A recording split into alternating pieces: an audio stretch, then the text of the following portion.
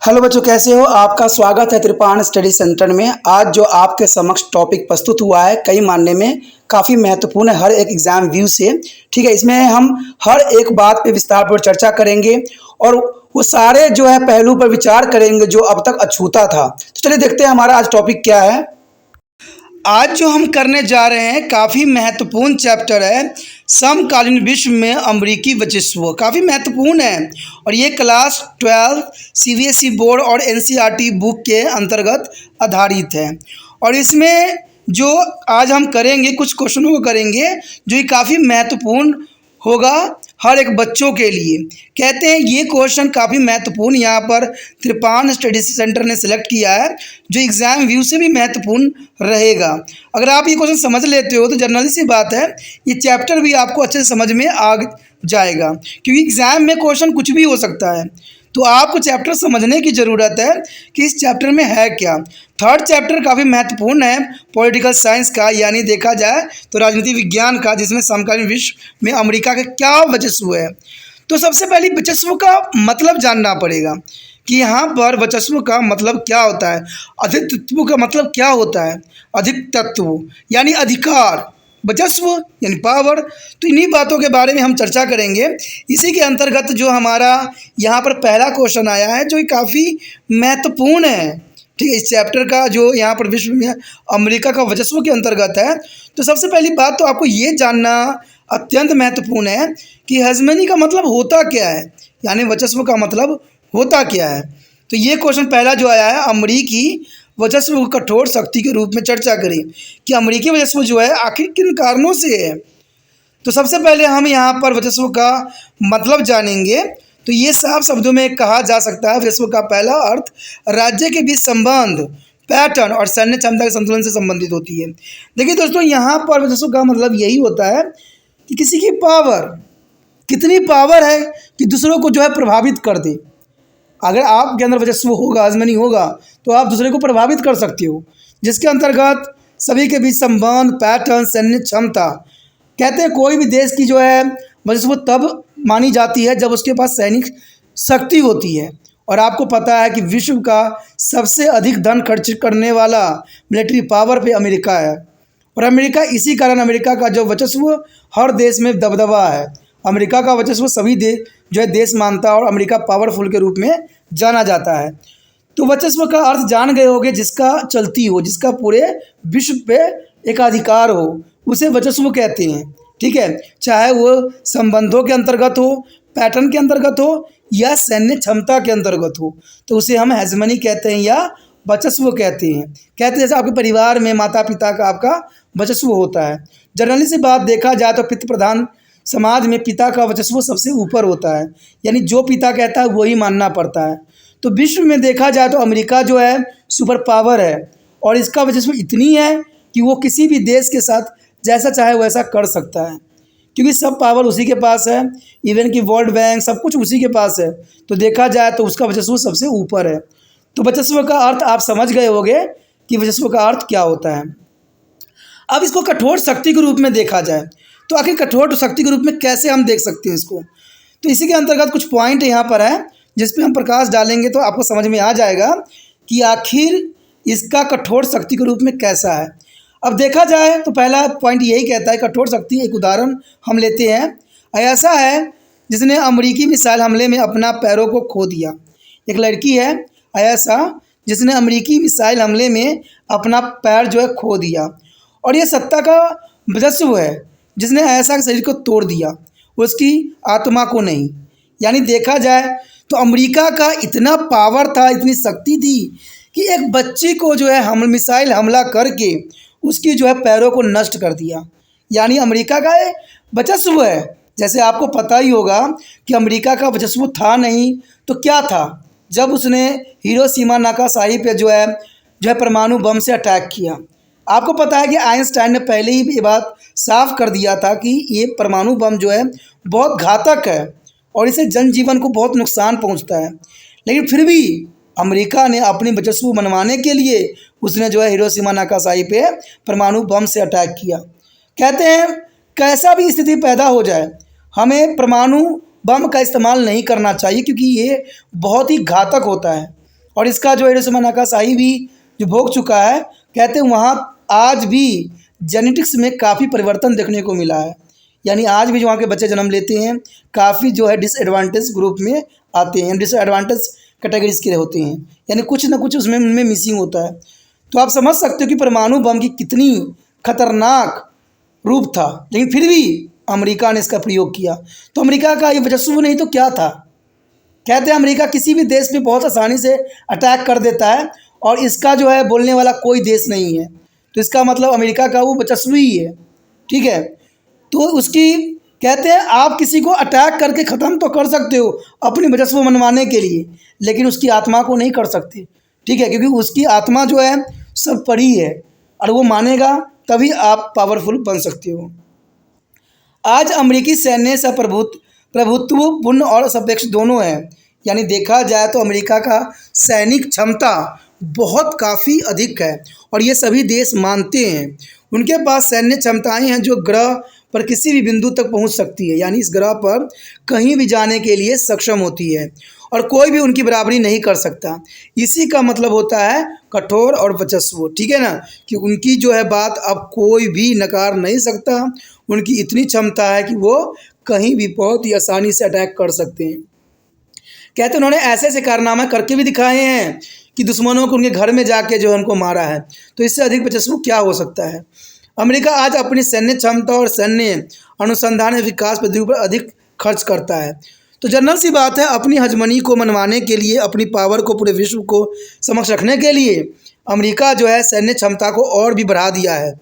सैन्य अनुसंधान, विकास और प्रौद्योगिकी का जो अधिक खर्च कर रहा है। तो ये उसकी वर्चस्व है। तो ये काफ़ी महत्वपूर्ण है यहाँ पर। अगले पॉइंट के अंतर्गत बात करें तो देखा जाए तो अमेरिका का सैन्य प्रभुत्व सिर्फ उच्च सैन्य खर्च पर आधारित नहीं है, बल्कि गुणवत्ता अंतर, तकनीकी अंतर पर भी आधारित है। देखिए दोस्तों, ये साफ शब्दों में कहा जा सकता है कि वर्चस्व का मतलब होता है शक्ति, यानी अपनी पावर। अब पावर अगर आपका एक शारीरिक पावर भी हो सकता है या आपको जो है किसी लोगों के द्वारा भी पावर आपको मिल सकता है। तो यहाँ पर अमेरिका ने अपने वर्चस्व को बढ़ाए रखने के लिए सैन्य पे आधारित रखा है और सैन्य पर सबसे अधिक खर्च जो है अमेरिका ही करता है। और ये नहीं कि खर्चों पर ही आधारित है। कहते हैं अमेरिका के सैनिकों में काफ़ी उच्च गुण की गुणवत्ता पाई जाती है और तकनीकी अंतर पर भी आधारित होती है। अमेरिका के पास ऐसे टेक्नोलॉजी हैं जिसके समक्ष विश्व के कोई भी ताकत खड़ी नहीं हो सकती और कोई भी उनकी तुलना नहीं कर सकता है। तो वो उसकी वर्चस्व को और बढ़ा देता है। इसका एक उदाहरण इराक पर अमेरिकी आक्रमण भी है। आपको पता भी होगा कि अमेरिका ने जो है इराक पर भी आक्रमण करके अपने वर्चस्व जो है पूरा विश्व में साबित किया है। तो इससे पता लगता है कि अमेरिका का मुकाबला करने वाला कोई देश नहीं है। तो इसी को हम वर्चस्व कहते हैं। अमेरिकी सैन्य क्षमता को कब्जे वाले क्षेत्र को जो है पूलिंग में गंभीर कमजोरियों को दिखाया है, क्योंकि इराक पर आक्रमण के बाद अमेरिका इराकी लोगों को अमेरिकी नेतृत्व वाले गठबंधन की कब्जे वाली ताकतों के प्रस्तुत करने के लिए मजबूर करने में सक्षम नहीं है। तो जनरल सी बात है कि अमेरिका ने इराक पे जो है हमला करके वहाँ पर पूरे क्षेत्र पे अपना दबदबा बना लिया है। तो इन्हीं बातों से जो है कठोरता और हजमनी की बातें यहाँ पर साफ होती है। तो ये काफ़ी महत्वपूर्ण क्वेश्चन था, क्योंकि हमारा चैप्टर भी यही है। तो सबसे पहले आपको हजमनी यानी जो है वर्चस्व का अर्थ जानना बहुत ज़रूरी है। इसको दूसरा शब्द में हम प्राधित्व भी कहते हैं। तो आपको कन्फ्यूज़ नहीं होना है। अधित्व भी आ जाए, वर्चस्व भी आ जाए, हजमनी भी आ जाए, तो इसका मतलब आपको हर एक बातों को समझना है। देखिए, जब तक आप टॉपिक की गहराई को नहीं समझिएगा तब तक आप कोई क्वेश्चन करने में सक्षम नहीं होइएगा। यहाँ पर जो हमारे चैप्टर के अंतर्गत जो क्वेश्चन दूसरा आया है काफ़ी महत्वपूर्ण है। यानी देखा जाए तो समकालीन विश्व में अमेरिका का वर्चस्व के अंतर्गत दूसरा क्वेश्चन काफ़ी महत्व रखता है। यहाँ पर जो हम बात करेंगे ऑपरेशन डेजर्ट स्टॉर्म नामक संयुक्त राष्ट्र ऑपरेशन की व्याख्या करेंगे कि अमेरिका ने एक ऑपरेशन चलाई थी, ऑपरेशन डेजर्ट स्टॉर्म। काफ़ी महत्वपूर्ण थी ये। आखिर देखा जाए तो ये ऑपरेशन किस कारण से चलाई गई थी, अमेरिका किस बात पे जो है अपना वर्चस्व मनवाने के लिए यहाँ पर ये जो है ऑपरेशन चलाई थी। तो बात यहाँ करें अगस्त 1990 में इराक ने कुवैत पर आक्रमण किया था, क्योंकि ये आक्रमण कई मायने में काफ़ी महत्वपूर्ण थी। 1990 में आपको बता दूं कि जो कोल्ड वॉर की स्थिति थी 1951 में ख़त्म हुई थी। जनरली सी बात है 1951 में टोटली ख़त्म हुई थी, ठीक है। लेकिन अगस्त 1990 में इराक में कुवैत पर आक्रमण करना ये कई मायने में काफ़ी महत्वपूर्ण था और ये दुनिया को दिखाना था कि उससे बड़ा कोई नहीं है, इसलिए ऑपरेशन डेल्टा स्टॉर्म चलाई गई थी। तो क्योंकि उस समय कोल्ड वॉर की स्थिति भी थी, यानी इस समय कोल्ड वॉर पूरी तरह से ख़त्म नहीं हुई थी, और कुवैत पे हमला करके जो है अमेरिका ने ये साबित कर दिया कि इसकी जो है पूरा विश्व पे हज़मनी है, यानी वर्चस्व है। इसी के अंतर्गत पहला पॉइंट यहाँ पर जो आया है जो कि काफ़ी महत्वपूर्ण है, इराक को अपनी आक्रामकता छोड़ने के लिए मनवाने में सिविल वार कूटनीति प्रयास विफल रहे, क्योंकि अमेरिका जो आक्रमण करता है, आपको पता है कि अमेरिका बार बार जो है हमला किया जा रहा था और इराक को अपनी आक्रामकता छोड़ने के लिए मनाने में जो कूटनीति प्रयास विफल रहे, तो जाके अमेरिका ने हमला किया। इराक को पहले अमेरिका ने चेतावनी भी दी, लेकिन इराक ने इस बात को मानने से इनकार कर दिया। इसलिए संयुक्त राष्ट्र ने कुवैत को बलपूर्वक आज़ाद कराने का निर्णय लिया। देखा जाए तो इराक वालों ने जो है कुवैत पर जो है पूरी तरह से कब्जा कर लिया था और फिर संयुक्त राष्ट्र ने जो है उसको आज़ाद कराने के लिए कुवैत को बलपूर्वक आज़ाद कराने का निर्णय लिया गया और संयुक्त राज्य अमेरिका जो है उस पर हमला किया, आक्रमण किया। तो यहाँ पर देखा जाए तो अमेरिका का जो हमला हुआ था कुवैत पे, वो इराकी जो है लोगों से छुटकारा देने के लिए किया गया था। तो यहाँ पर अच्छे विचारधारा थी अमेरिका की। देखा जाए तो 34 देशों को 6,60,000 सैनिकों की एक विशाल गठबंधन सेना ने इराक के खिलाफ लड़ाई लड़ी। आप समझ सकते हो कि 34 देशों ने जो है यहाँ पर इराक के साथ लड़ाई करने के लिए खड़ा हुआ।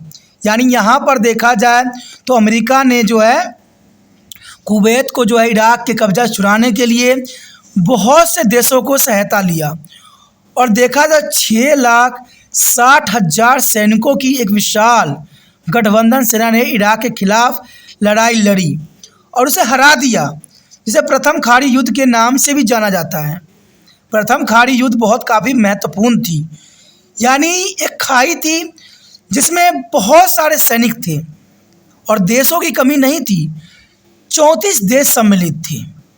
कहते हैं इराक सेनाएं जल्द ही हार गई और कुवैत से हटने के लिए मजबूर हो गई, क्योंकि आपको पता है इराक हमेशा ही ऐसे देशों को अपने अंतर्गत लेना चाहता है जिसमें धन दौलत बहुत अधिक हो, और उस समय अमेरिका ही ऐसा देश था जो इराक से जो है दो चार हाथ कर सकता था और कुवैत को छुड़ाना भी ज़रूरी था। इसलिए अमेरिका ने कार्रवाई करते हुए जो है इराक के हाथों से कुवैत को छुड़ाने के लिए कूटनीति और बलपूर्वक जो है बल का प्रयोग किया और इसके साथ देने के लिए 34 देशों ने अपनी सैनिक भेजी और इसमें सैनिकों की संख्या जो थी 6,60,000 और सारे सैनिकों ने बहुत ही आसानी से जो है इराक को हरा दिया और कुवैत को जो है इराक के चुंगल से मुक्त कर दिया। और इसी प्रथम युद्ध को हम खाड़ी युद्ध के नाम से भी जानते हैं। इराक की सेना काफ़ी कमज़ोर निकली, क्योंकि विश्व के 34 देशों के सेनाओं की संख्या के सामने इराक की सेना जो है बहुत विफल रही और इराक हार गई। इसी को जो है हम पूरे ऑपरेशन को, जो ये पूरा ऑपरेशन हुआ, उसको हम जो है ऑपरेशन डेल्टा स्टॉर्म के नाम से जानते हैं। तो यहाँ पर आप ऑपरेशन डेल्टा स्टॉर्म समझ गए होंगे कि अगस्त 1990 में इराक ने कुवैत पर आक्रमण किया। किन कारणों से किया? क्योंकि कुवैत को जो है इराक ने कब्जा कर रखा था, ठीक है। तो ये काफ़ी महत्वपूर्ण क्वेश्चन थे, बहुत ही ज़रूरी था कि ऑपरेशन डेल्टा स्टॉर्म क्या था। अब देखिए इस बात से दो बातें तो साबित हो गई, एक तो अमेरिका का वर्चस्व बढ़ गया और दूसरा जो है कुवैत इराक के चंगुल से मुक्त हो गया।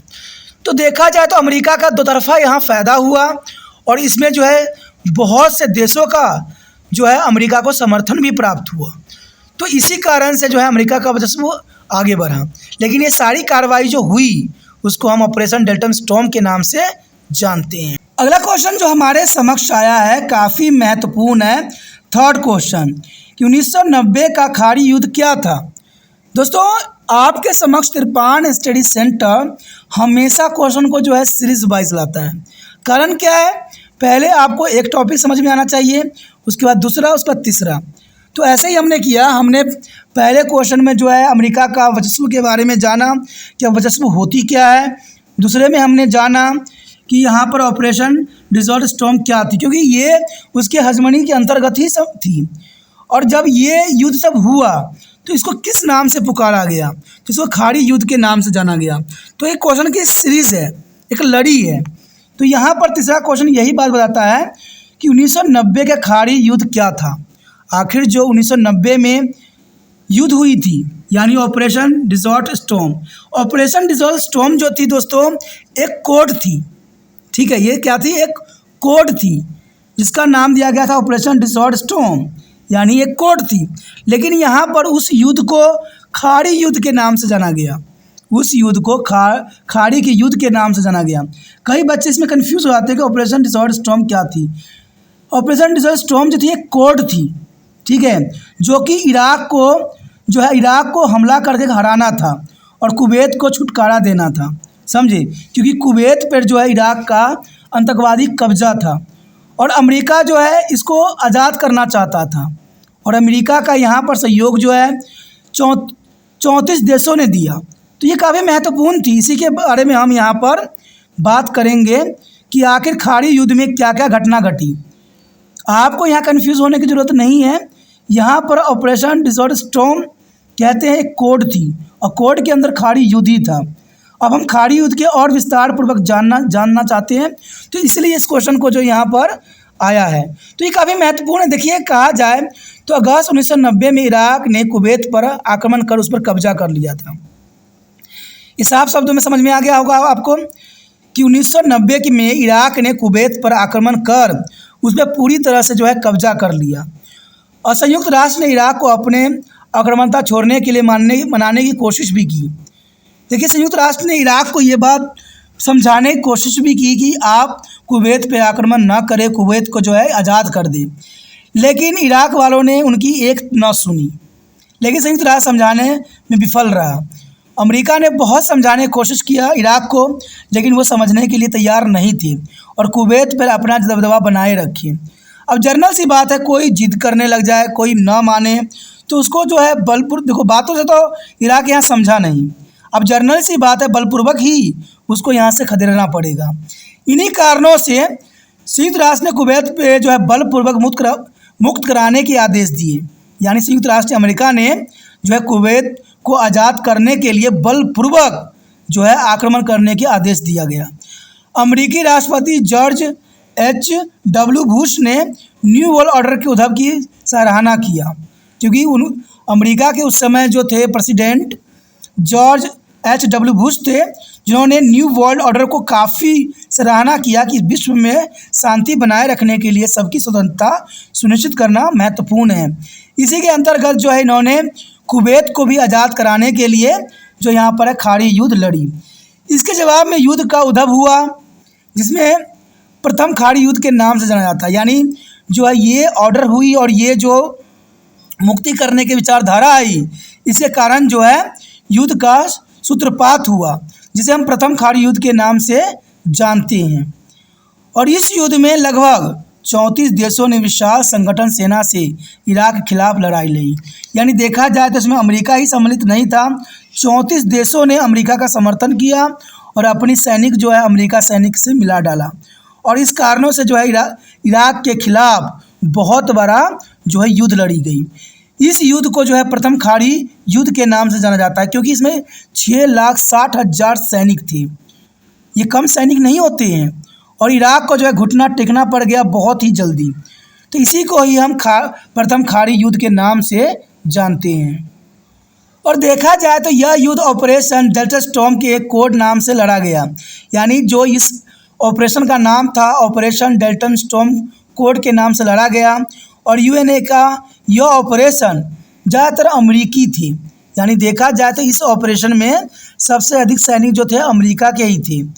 यानी देखा जाए तो यहाँ लगभग 75% सेना अमेरिका की थी और 25% जो थी 34 देशों में से सैनिक गई हुई थी।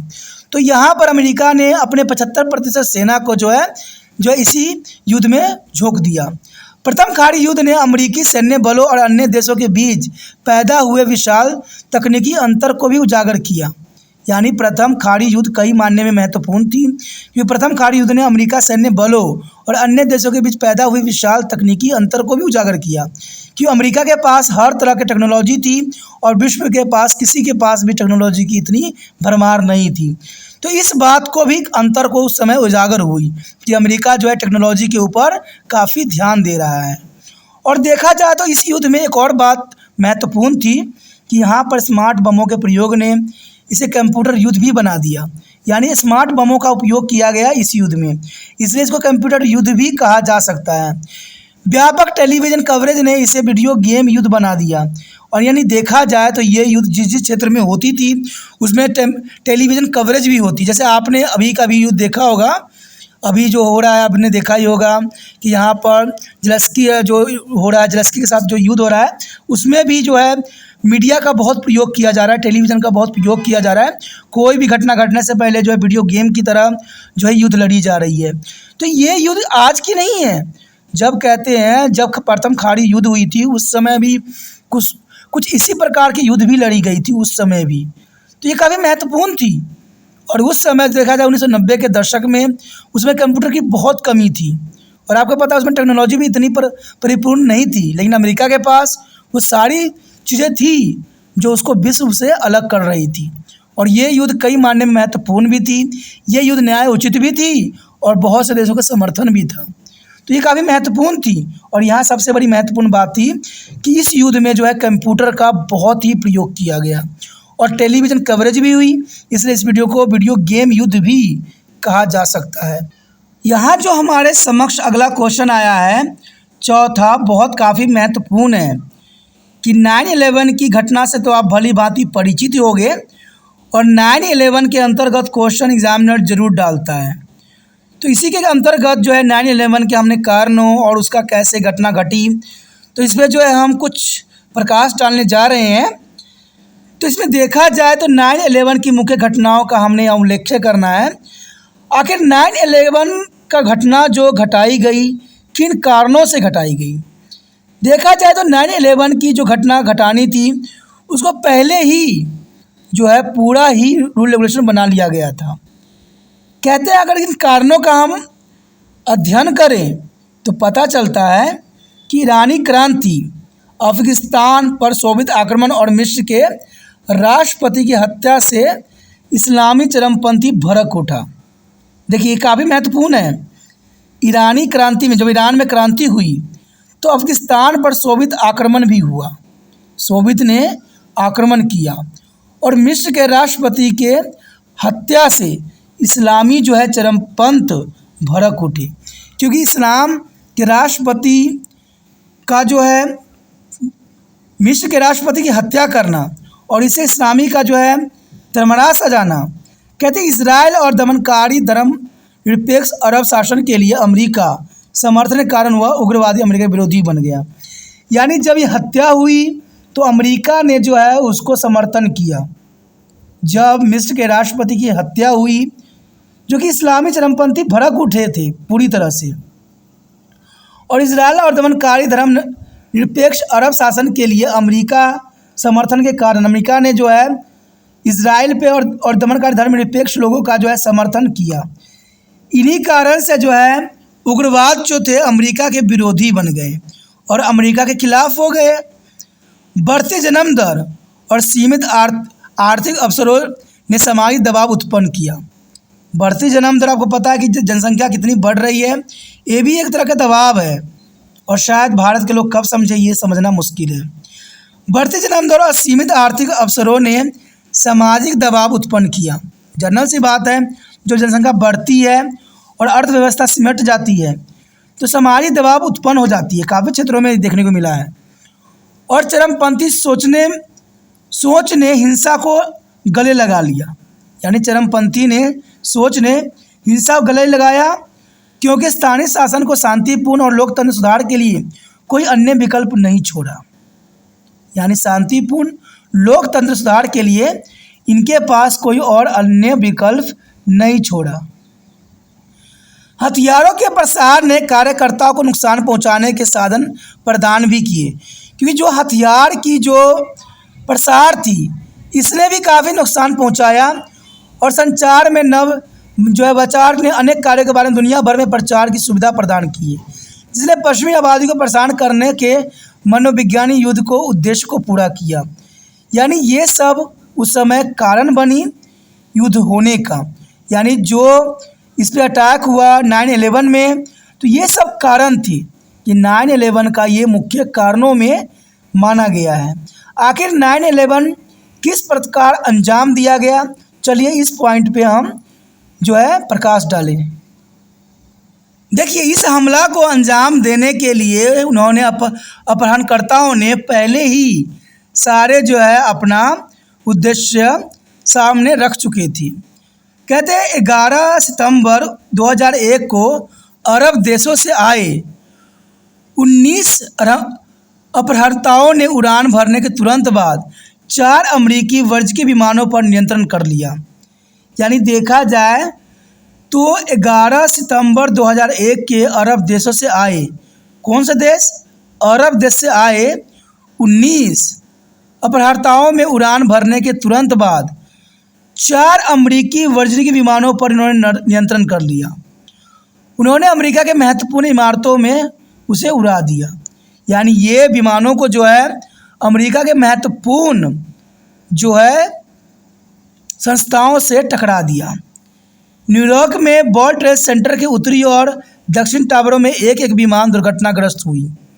यानी देखा जाए तो 2 विमान को जो है वर्ल्ड ट्रेड सेंटर पे टकराया गया। यानी न्यूयॉर्क में वर्ल्ड ट्रेड सेंटर पे के टावर से उत्तरी और दक्षिण टावरों में एक एक विमान जो है दुर्घटनाग्रस्त हुई। तीसरा जो था विमान वर्जीनिया के आर्लिंगटन में पेंटागन भवन में दुर्घटनाग्रस्त किया गया, जहां अमेरिका के रक्षा विभाग का मुख्यालय था।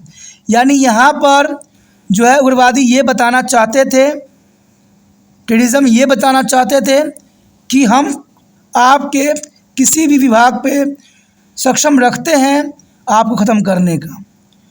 चौथी विमान जो था संभवतः अमेरिका कांग्रेस की कैपिटल बिल्डिंग के लिए जा रहा था, लेकिन पेंसिल्वेनिया के एक मैदान में गिरा। ये काफ़ी महत्वपूर्ण थी और इसमें देखा जाए तो हमलों में करीब 3000 लोग मारे गए। 3000 लोग कम नहीं होती हैं। तो आपको समझ में आ गया होगा कि इस कार्यक्रम को जो है आतंकवादियों ने किस प्रकार से अंजाम दिया। और ये काफ़ी महत्वपूर्ण है कि 11 सितंबर 2001 को 19 अपहरणकर्ताओं ने उड़ान भरने के तुरंत बाद, यानी जो है जो किडनैपरों ने क्या किया, 19 अपहरणकर्ताओं ने उड़ान भरने के तुरंत बाद 19 लोगों ने अमेरिका के यानी इकोनॉमिकल विमान पे जो वर्ज के विमान पर 4 विमानों पर उन्होंने नियंत्रण कर लिया और 4 विमानों को जो है अलग अलग जगहों पर टकराया। पहले 2 विमानों को उन्होंने कहाँ टकराया? न्यूयॉर्क में वर्ल्ड ट्रेड सेंटर की। एक विमान उत्तरी क्षेत्र में, दूसरा विमान दक्षिण टावर से उन्होंने टकरा दिया। उसके बाद तीसरा विमान जो था पेंटागन भवन में दुर्घटनाग्रस्त हो गया। यानी तीसरा विमान को उन्होंने कहाँ टकराया? पेंटागन भवन में, जहां अमेरिका के रक्षा विभाग का मुख्यालय है, उस पर उन्होंने अटैक किया। चौथा विमान को उनका उद्देश्य था अमेरिकी कांग्रेस के कैपिटल बिल्डिंग पे टकराए, लेकिन अमेरिकी कैपिटल बिल्डिंग के टकराने से पहले ही जो पेंसिल्वेनिया के एक मैदान में ये गिर गया। तो ये चौथी विमान अटैक था और ये बहुत दुखदायक और बहुत ही दर्दनीय घटना थी, जिसमें करीबन 3000 लोग मारे गए। तो इसे हम 9/11 के नाम से जानते हैं। आपने यहाँ पर कारणों का और किस प्रकार जो है इन्होंने टकराया, इसका भी जो है यहाँ पर मैंने आपको अच्छे समझाने की कोशिश किया। अगर आपको ये समझ में आया, अच्छा लगा, तो दोस्तों इस शब्दों को नोट ज़रूर कर लेना, क्योंकि जब तक ये नोट नहीं रहेगा आपको समझ नहीं आएगा।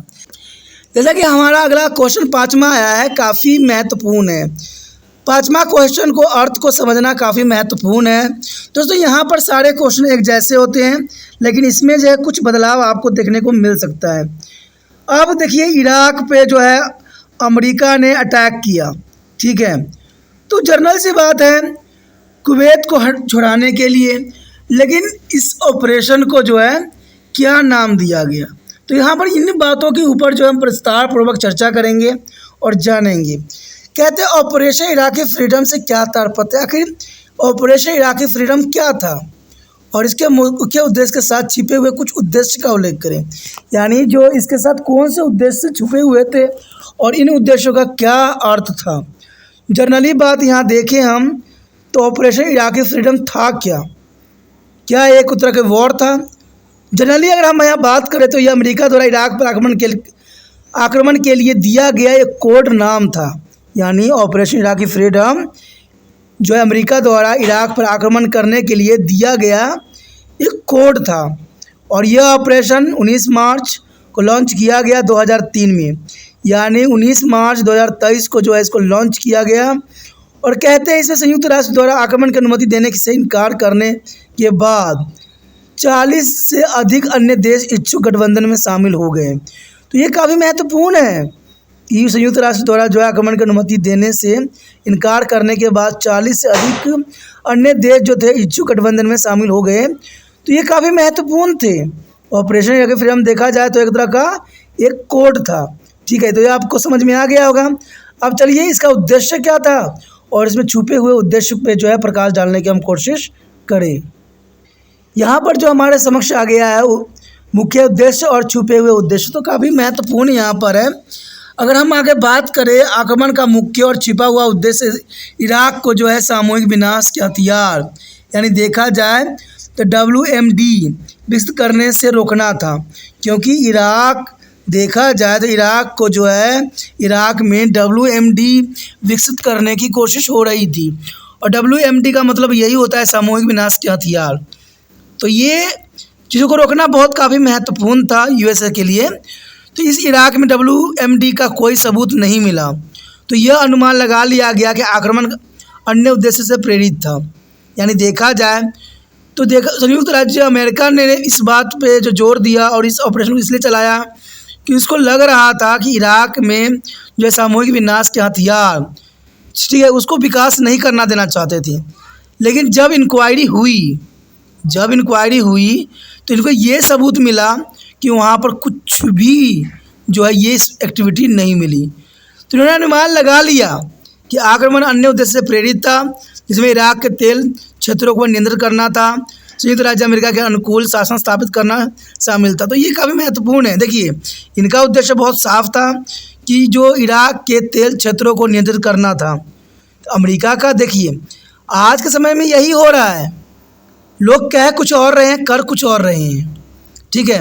इनका मेनली जो इनको ये था, अमेरिका वालों को ये लग रहा था कि शायद इराक जो है कोई हथियार या WMD के रिगार्डिंग कार्यरत है।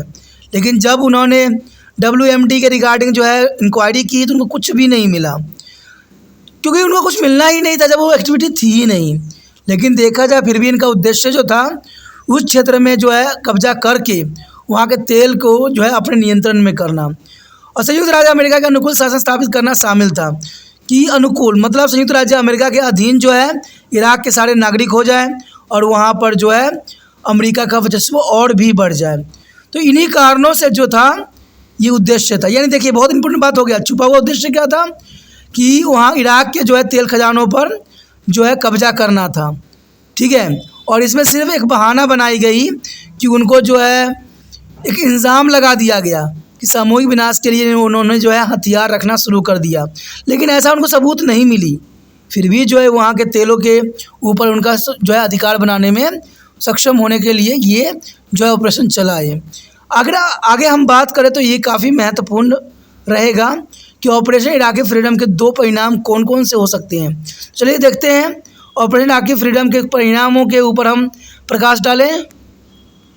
यहाँ पर जो हमारे समक्ष आया है ऑपरेशन इराकी फ्रीडम के 2 परिणाम काफ़ी महत्वपूर्ण है और एग्ज़ाम व्यू से भी महत्व रखता है ये क्वेश्चन।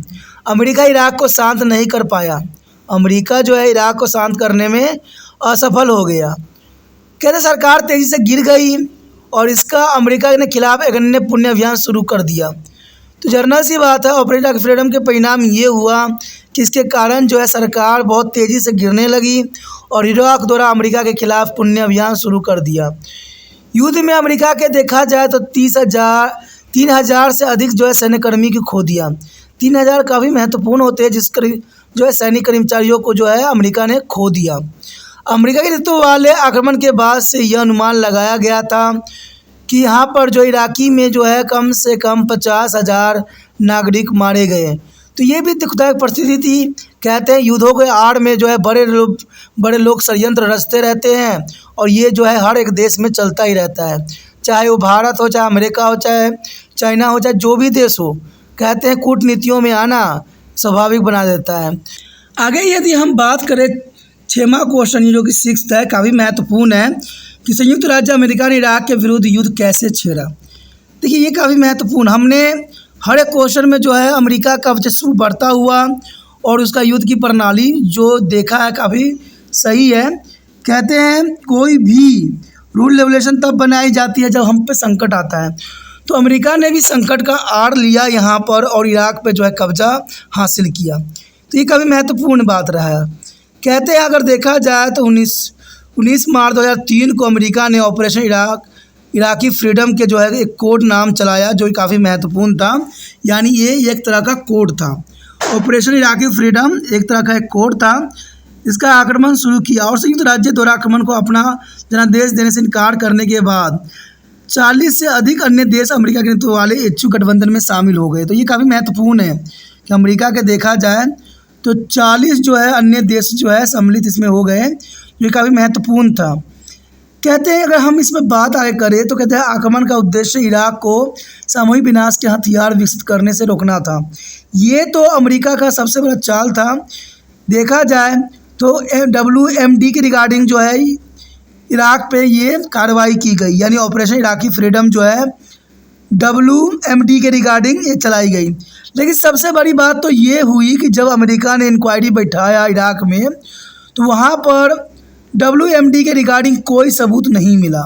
यानी जो देखा जाए तो इराक ने यहाँ पर किसी प्रकार की गतिविधियों में जो है उसने पार्टिसिपेट नहीं किया और उसने हथियार को भी नहीं रखा। यानी सामूहिक विनाश के हथियार जो थे WMD जो थे उसको वहाँ पर नहीं रखा गया। ये बहुत बड़ी बात है। इसलिए यह अनुमान लगाया गया कि आक्रमण अन्य देशों से प्रेरित था। अन्य देशों से प्रेरित का मतलब यही होता दोस्तों कि दूसरे के चराने पे अमेरिका जो है आ गया। लेकिन मुझे यहाँ नहीं लगता कि अमेरिका को किसी ने चराया होगा। जैसे इराकी तेल क्षेत्रों को नियंत्रित करना, अमेरिका के अनुकूल शासन स्थापित करना, ये भी काफ़ी महत्वपूर्ण महत्वाकांक्षा थी अमेरिका की। अमेरिका चाहती थी कि इराक जो है पूरी तरह से उसके कब्जे में आ जाए। कारण बहुत है।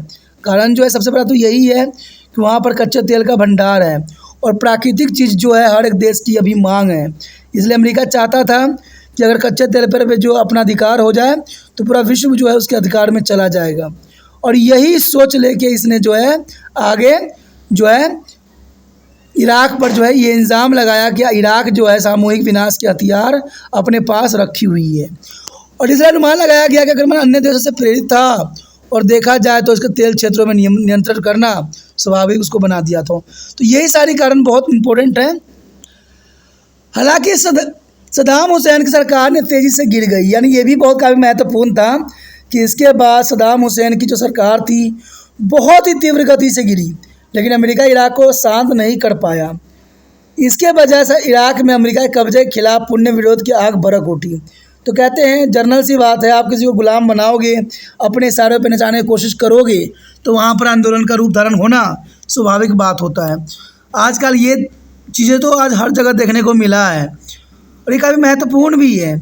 कहते हैं अगर अगली पॉइंट की तरफ हम रुक करें तो कहते हैं अमेरिका के युद्ध में जो है 3,000 से अधिक सैन्य कर्मचारी को खो दिया अमेरिका ने और इराकी हत्याओं की संख्या अधिक हो गई थी। और यह अनुमान लगाया गया कि अमेरिका ने तो वाले आक्रमण से जो है 50,000 जो इराकी नागरिक मारे गए। तो ये काफ़ी महत्वपूर्ण है। 50,000 नागरिक आम नहीं होते हैं और 3,000 सैनिक जो है इस युद्ध के आग में जल गए। तो यह काफ़ी महत्व रखता है और यह व्यापक रूप से मान्यता प्राप्त है कि कुछ पूर्ण मामलों में इराक पर जो है अमेरिकी आक्रमण एक सैन्य राजनीतिक विफलता भी थी। देखिए यहाँ पर जो 7वां क्वेश्चन आया है अपनी विशेषताओं को बना रखा है। काफ़ी महत्वपूर्ण क्वेश्चन है 9/11 के अंतर्गत ही, लेकिन बहुत ही महत्वपूर्ण अपना स्थान रखता है। कहते 2001 में जब 9/11 को वर्ल्ड ट्रेड सेंटर पर हमले के बाद आतंकवाद पर जो वैश्विक युद्ध में संयुक्त राज्य अमेरिका की भूमिका का विश्लेषण करना है कि आखिर जब 9/11 में वर्ल्ड ट्रेड सेंटर पर हमला किया गया तो इसमें अमेरिका ने कौन कौन से कदम उठाए और इसकी कैसे जो है इसने निंदा किया। काफ़ी महत्वपूर्ण क्वेश्चन है एग्जाम व्यू से। देखिए कहा जाए अगर 9/11 की हम बात करते हैं, कहता इसमें जो है अमेरिका की प्रक्रिया तीव्र और क्रूर थी, क्योंकि अमेरिका ने यहाँ पर 9/11 के बाद अपनी प्रतिक्रिया जो है काफ़ी जो सशक्त और मजबूत रखा, जिसकी वजह से कोई भी आतंकवादी को ठहर के रहना संभव नहीं था।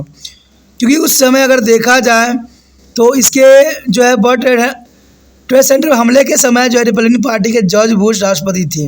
यानी देखा जाए तो उस समय जो है जॉर्ज बुश राष्ट्रपति थे और ये रिपब्लिकन पार्टी के सदस्य थे। आतंकवाद पर वैश्विक युद्ध में संयुक्त राज्य अमेरिका की भूमिकाओं का निम्नलिखित बिंदुओं पर जो है माध्यम से समझा जा सकता है। तो ये काफ़ी महत्वपूर्ण बिंदु है जिसको आपको समझना है, ठीक है, और इसके बाद को एनालाइज भी करने हैं। पहली बात यही यहाँ दर्शा रहा है कि बुश का अमेरिका हितों और उन्हें आगे बढ़ाने की तरीके के बारे में बहुत सख्त दृष्टिकोण था, जो आतंकवाद का वैश्विक युद्ध का एक हिस्सा है। अमेरिका ने ऑपरेशन जो है एंडरिंग फ्रीडम लॉन्च किया। ये काफ़ी महत्वपूर्ण थी कि अमेरिका ने इसके अंतर्गत जो है एक ऑपरेशन जो है लॉन्च किया, ऑपरेशन एंडरिंग फ्रीडम्स लॉन्च किया गया। और देखा जाए तीसरे पॉइंट की तरफ हम रुख करें तो ये उन लोगों के खिलाफ युद्ध किया गया जो 9/11 के हमले के पीछे संदिग्ध थे, यानी जिन्होंने 9/11 में हमला करने के पूरे साजिश रचे थे। तो ये काफ़ी महत्वपूर्ण है। और देखा जाए तो संधियों ने मुख्य रूप से A1 कायदा और तालिबान शासन को निशाना भी बनाया। तो देखा जाए तालिबानी शासन को निशाना बनाना ये काफ़ी महत्वपूर्ण था, ठीक है। अमेरिकी सेनाओं ने दुनिया भर में गिरफ्तारी की और अक्सर गिरफ्तारी किए गए व्यक्तियों को जो है सरकार की जानकारी दिए बिना कार्यरत था। तो ये अमेरिका का सबसे बड़ी कूटनीति थी कि अमेरिका ने सरकारों को, किसी भी सरकार को इस बारे में बताया नहीं और उसे घर में जाकर उस व्यक्ति को जो है गोली से उड़ा दिया जो कि 9/11 का जिम्मेवार था। तो ये काफ़ी महत्वपूर्ण बात है अमेरिका की। कहते हैं इन्हीं कारणों से अमेरिका का वर्चस्व आज भी उतना ही बना हुआ है जो पुराने समय में था। देखा जाए तो उन्हें पूरे देश में जलाया गया और एक गुप्त कोठरी में बंद भी कर दिए गए। तो ये काफ़ी महत्वपूर्ण था कि उन व्यक्तियों को जो है किसी सरकारी के अनुमति के बिना जो है जेल में रखा गया और उन लोगों को जो है एक काल कोठरी में बंद कर दिया गया। और उनमें से कुछ को जो है क्यूबा में अमेरिकी नौसेना बेस वर्तानामों में ले गया। तो ये काफ़ी महत्वपूर्ण है और यहाँ कैदियों को किसी भी प्रकार के कानून का संरक्षण प्राप्त नहीं था। आगे यदि हम बात करें 8th क्वेश्चन का तो काफ़ी महत्वपूर्ण है 8th क्वेश्चन, जिसके अंतर्गत जो है क्वेश्चन विश्व पर अमेरिका के जो है आधिपत्य के राजनीतिक प्रभावों का विश्लेषण करें। देखिए यहाँ आधिपत्य भी हो सकता है, यहाँ वर्चस्व भी हो सकता है। तो आप कन्फ्यूज़न मत होना, एग्ज़ाम में हिंदी के शब्दों में बहुत ही अंतर आपको दिखने को मिलता है। कहीं आपको आधिपत्य भी दे देते हैं, कहीं आपको हजमनी भी दिया जा सकता है और कहीं वर्चस्व भी दिया जा सकता है। इसका वास्तविक अर्थ यही होता है कि अपना एक अधिकार। तो ये क्वेश्चन को समझना भी काफ़ी महत्वपूर्ण होता है। कुछ बच्चे जो होते हैं क्वेश्चन समझ के आंसर याद करने की कोशिश करते हैं और वो उनके लिए जो है सही नहीं रहता है। कहते हैं जब तक आपको क्वेश्चन समझ में नहीं आता है तब तक जो है आप आंसर करने में सक्षम नहीं हो पाओगे। तो यहाँ क्वेश्चन को समझिए कि विश्व पर अमेरिका के आधिपत्य के राजनीतिक प्रभाव पर विश्लेषण करें, यानी विश्व पर अमेरिका के वर्चस्व के राजनीतिक प्रभावों का हमने यहाँ पर विश्लेषण करने हैं, बताने कि अगर क्या था। अगर हम अमेरिका के वर्चस्व के राजनीतिक, वैचारिक और सांस्कृतिक आयाम पर विचार करें तो बिना अमेरिकी आधिपत्य को पूरी तरह से सैन्य या आर्थिक दृष्टिकोण से देखना गलत होगा। तो ये काफ़ी महत्वपूर्ण बात है कि अमेरिका के पास राजनीतिक और वैचारिक आइडियोलॉजी और सांस्कृतिक आयाम पर विचार किए बिना अगर हम इसके सैन्य या आर्थिक दृष्टिकोण से देखना बिल्कुल ही गलत होगा, क्योंकि हमें अगर देखना है तो उनको हर एक कंडीशन को जो है विस्तारपूर्वक अध्ययन करना है। और इन अर्थों में आधिपत्य जो है समिति बनाने की क्षमता के बारे में भी है। देखा जाए तो सहमति बनाने की क्षमता में भी इस बात को रखी गई है। और ये हजमनी का संबंध जो है, यानी देखा जाए तो वर्चस्व का संबंध सामाजिक भी हो सकती थी, राजनीतिक भी है, और विशेष कर वैचारिक श्रेष्ठता उस समय थी। क्योंकि आपको पता है अमेरिका और यूएसएसआर में जो 45 साल के जो संघर्ष चले, कहते हैं 45 साल कम नहीं होता है, और ये काफ़ी महत्वपूर्ण समय काल था जहाँ पर अपने अस्तित्व के लिए, अपने अस्तित्व के लिए अमेरिका ने बहुत बड़ा संघर्ष किया, और अंत में अमेरिका की ही जीत हुई। सोवियत संघ जो था विघटित हो गई और अमेरिका का ही एक वर्चस्व रह गया। और अमेरिका शुरू से ही जो है सुपर पावर बनना चाहता था, और आज भी जो है अपनी सुपर पावर की होड़ में बना ही हुआ है। कहते हैं आज कोई देश ऐसा नहीं है जो अमेरिका के टक्कर दे सके, और उसकी अपनी सर्वश्रेष्ठता का जो है उसने विशेष ध्यान रखा है। कहते हैं वर्चस्व तब उत्पन्न होती है जब प्रभुत्वशाली वर्ग के दुनिया को उसी तरह देखने के लिए राजी करके उसकी सहमति हासिल कर लेता है जिसके दुनिया को देखते हैं। देखिए काफ़ी महत्वपूर्ण बात है। प्रभुत्वशाली का अर्थ यही होता है कि कोई व्यक्ति अपने ताकत से उसको भी अपने जैसा बना ले या अपने जैसे देखने के लिए मजबूर कर दे। तो ये काफ़ी महत्वपूर्ण है। आपने यहाँ पर बात देखा होगा, इसका एग्जाम्पल के तौर पे आप समझ सकते हो कि मान लीजिए कोई कंपनी है, उस कंपनी में अगर आप काम कर रहे हो, आपका विचारधारा सत्य पे आधारित है, लेकिन अगर आप काम कर रहे हो कंपनी का जो है फ्रॉड विचारधारा है, गलत विचारधारा है, तो आप कंपनी के लिए ही काम करोगे, ठीक है, अपनी विचारधारा वहाँ नहीं लगाओगे, क्योंकि जिस प्रकार कंपनी ने आपको जॉब दी है, जिस लिए जॉब दिया है, वही आपको करना पड़ेगा। अब राजनीतिक में भी देख लीजिए, कहते हैं जब कुछ व्यक्ति अच्छा कर रहे होते हैं तो उसको राजनीतिक पार्टी जो है कैसे भी करके उसको गलत साबित कर देती है। बहुत से ऐसे राजनीतिक में उदाहरण हैं, मुझे इसमें बोलने की आवश्यकता नहीं है। कहते हैं कोई अगर राजनीति में कुछ अच्छा होता है तो दूसरा पार्टी ऑब्जेक्शन डालेगा ही डालेगा, और डालेगा ही क्यों नहीं, क्योंकि भाई उनको तो अपनी राजनीति सिक्का चलाना है। और कंपनी में भी यही होता है, कोई व्यक्ति का उद्देश्य गलत भी होता है, फिर भी कंपनी में जो व्यक्ति कार्यरत होते हैं उनको उन गलतियों को भी करना पड़ता है, क्योंकि उन्हीं गलतियों को उनको पैसा दी जाती है। लेकिन ये बात गलत है। जो चीज़ जहाँ पर गलत है वो सदैव गलत ही होगा, जो सही है वो सदैव सही होगा। कहते हैं दोस्तों, गलत को आप सही नहीं कर सकते और सही को गलत आप नहीं बना सकते, और ये काफ़ी महत्वपूर्ण है। मैं हर एक मंत्री हो चाहे बड़े बड़े कंपनी के धारक हों, मैं एक ही बात कहता हूँ कि आप सिस्टमैटिक चलिए, क्योंकि ये जनता आपके लिए है और जनता आपके चीज़ों का ही प्रयोग करती है। और इवन कि सरकार भी आप इन्हीं के कारण भी सरकार बनती है। तो जनता को इतना बेवकूफ़ न बनाएं। जनता को जितना आप बेवकूफ़ बनाइएगा उतना जनता जो है आपसे दूर होती चली जाएगी। तो ये काफ़ी महत्वपूर्ण बात है। अब सोचिएगा कि यहाँ पर किस कारणों से जनता को बेवकूफ़ बनाई जा रही है।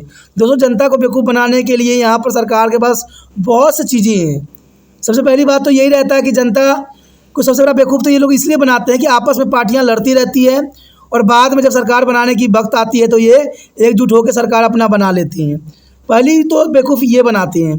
दूसरी बात ये होता है कि सरकार जो है गरीबों को जब इलेक्शन होती है तो बहुत तरह के लालचें देती है, और ये लालच बहुत ख़तरनाक है। मैंने देखा इतनी लालचें, अरे भाई सरकार चला रहे हो कि एक लालच की पुड़िया चला रहे हो। सरकार देखिए इतनी तरह के लालचें दे रखे हैं। उज्ज्वल योजना की तरह जो है सिलेंडर उन्होंने सस्ता कर दिया। आखिर किस कारणों से? क्या उनके लिए वही व्यक्ति, उनके भाई बहन थे, उनके रिश्तेदार थे जो उज्ज्वल योजना ले रखे थे? क्या आम गरीब बंदा आम बंदा नहीं हो सकता? मैं एक बात सच्चाई दोस्तों आपको बता दूं कि उज्ज्वल योजना के अंतर्गत उनको लाभांतरित किया गया है जो ऑलरेडी अमीर हैं। मैं जानता हूं इस बात को, आप भी जानते होंगे। तो सरकार क्या कर रही है? अपना मनमर्जी चला रही है। इलेक्शन आ गया तो कुछ चीज़ों को सस्ती कर रही है, कुछ चीज़ महंगे कर रहे हैं, और आम मिडिल क्लास के लोगों को दबाए चले जा रहे हैं। भाई ऐसी राजनीति किस लिए? ऐसी राजनीति में सिर्फ लोगों को बेवकूफ़ बनाया जा रहा है, और जैसे इलेक्शन जीत लेंगे उसके बाद हर चीज़ पे जो है और बढ़ा देंगी, तो आम गरीब बंदे भी उनके चपेटा में आ जाएंगी। तभी दोस्तों मैं कहता हूँ हमेशा कि लालच को त्यागो और ऐसे सरकार को हमेशा भगाओ, क्योंकि जो लालच दे वो सरकार कहलाने के लायक नहीं है, और जो लालच में आ जाए वो देशभक्त कहलाने के लायक नहीं है।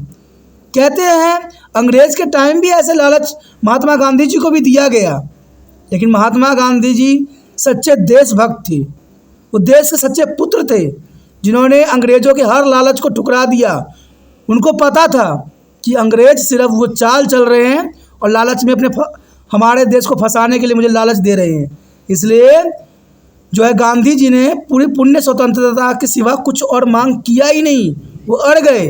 लेकिन हमारे भारत में लोगों की विचारधारा इतनी बदलती रहती है, मत पूछिए। मैं तो कहता हूँ हर एक आम गरीब बंदों को ये बात सोचना चाहिए कि सरकार जो लालच दे रही है, तरह तरह की जो है प्रोग्राम लॉन्च कर रही है लालचों वाली, उन प्रोग्रामों से जो है आम जनता 100 किलोमीटर दूर हो जाए। सरकार ऑटोमेटिक समझ जाएगी कि हमारा देश के जो लोग हैं समझदार हैं, पढ़े लिखे हैं, और वो लालचों के पीछे नहीं भागेंगे। तो यही बात जो होता है बहुत ज़रूरी होता है। और अगर भारत को अपना प्रभुसत्ता हासिल करना है, विश्व में अपनी डंका बजवानी है, तो भारत को जो है और भारत सरकार को जो है लालच की पिटारा को बंद करना पड़ेगा। जब तक लालच हमारे देश में रहेगा तब तक जो है हमारा देश कभी भी विकसित होना संभव नहीं है। और ये काफ़ी महत्वपूर्ण है। अब अमेरिका से कुछ एग्जाम्पल ले लीजिए। कहते हैं हमारे देश के नेता लोग अमेरिका को अपने दोस्त मानते हैं, लेकिन उनका थोड़ा भी ज्ञान का अनुसरण नहीं करते हैं, जो बहुत दुखदायक परिस्थिति है। आगे अगर बात हम करें विश्व राजनीतिक और अंतर्राष्ट्रीय संबंध के क्षेत्र में अस्तित्व की धारणा से पता चलता है कि महाशक्ति संयुक्त राज्य अमेरिका विश्व राजनीति की दिशा के साथ साथ प्रतिस्पर्धा के व्यवहार को आकार देने और निर्धारित करने के न केवल सैन्य शक्ति बल्कि वैचारिक साधनों का जो उपयोग करता है। यानी अमेरिका दो चीज़ों में हमेशा पावरफुल है, एक तो सैन्य शक्ति में पावरफुल है और दूसरा वैचारिक संसाधनों में। उसकी विचार भी जो होता है उसी तरह से होता है जैसे किसी भी देश को अपने अंडर कर लिया जाए। छोटे राज्य इतना ही नहीं, जो है संयुक्त राज्य अमेरिका कमज़ोर राज्यों के व्यवहार और कार्यों को भी इस प्रकार प्रभावित करते हैं जो उसके हितों के अनुकूल हो। तो ये काफ़ी महत्वपूर्ण है। यानी अमेरिका का यहाँ पर सबसे अच्छा विचारधारा यही आता है कि वो छोटे राज्य और इतना ही नहीं, संयुक्त राज्य अमेरिका कमज़ोर राज्य के व्यवहार और कार्य को भी इस प्रकार प्रभावित करते हैं जो उन्हें हितों के अनुकूल हो। यानी अपने आप को जो है प्रभुसत्ता हासिल करने के लिए अमेरिका हर एक छोटे से छोटे राज्य को अपने अंडर लेने की कोशिश करता है। लेकिन भारत में ऐसा नहीं होता है। भारत में देखा जाए जहाँ से उनकी सरकार बनी हुई है, सेंट्रल सरकार में उनको वो लाभांतरित करते हैं और जिनसे सरकार नहीं बनी होती है उन पे वो आलोचना ठोकते हैं। यानी जैसे मर्जी उनका सिक्का सही है। तो ये कैसी बात बन सकता है? मुझे तो लगता है ये लोग ना दो तरफ नज़र कर रहे हैं, दो तरफा इनकी नज़र होती है। जहाँ पर इनकी सरकार होती है उस राज्य के विकास में ये प्राथमिकता देते हैं, और जिन राज्यों में इनका जो सरकार नहीं होती है उनको जो है वो बेदखल कर देती हैं। तो ये ऐसा क्यों? मैं एक बात दोस्तों हमेशा जानता हूँ, जो सेंट्रल लेवल पे होती है उनका दायित्व पूरे भारत के जो है हर एक क्षेत्र में उनका दबदबा होता है और उनके लिए हर एक क्षेत्र महत्वपूर्ण होता है। और अमेरिका को देखिए यही जो है नीतियों का अनुसरण करता है कि छोटे हो या कहते हैं जो कमज़ोर राज्य हैं उन पे भी उतना ही अनुकूल जो व्यवहार करते हैं। लेकिन भारत में ऐसा नहीं है। भारत में देखिए जहाँ बीजेपी की सरकार है वहाँ पर अलग राजनीति हो रही है, और जहाँ कांग्रेस सरकार है वहाँ पर अलग हो रही है, जहाँ आम आदमी पार्टी की सरकार है वहाँ अलग नीतियाँ हो रही है, और सरकार भी जो है दो नज़रें कर रही है। तो ये सही नहीं है। हमने पूरे भारत को एक बनाना है। कहते हैं हमें फिर से जो 1947 के पार्टीशन नहीं चाहिए, लेकिन भारत सरकार इन बातों पर अनुसरण नहीं कर रही है जो गलत है। नहीं तो हम भी पूरे विश्व में जो है शक्तिशाली बन के उभर सकती हैं। कहते हैं अगर देखा जाए तो वर्चस्व की इस विशेषता को जो नरम शक्ति भी कहा जाता है, क्योंकि यहाँ पर देखा जाए तो आधिपत्य का जो है नरम शक्ति होती है, जहाँ पर सरकार हर क्षेत्र को, कमज़ोर वर्ग को और छोटे राज्यों को जो है साथ देती है। जहाँ महाशक्ति अमेरिका जोर ज़बरदस्ती से बजाय राजनीतिक अनुनय के माध्यम से अंतर्राष्ट्रीय संबंध और विनिमय राजनीति पर हावी होती है।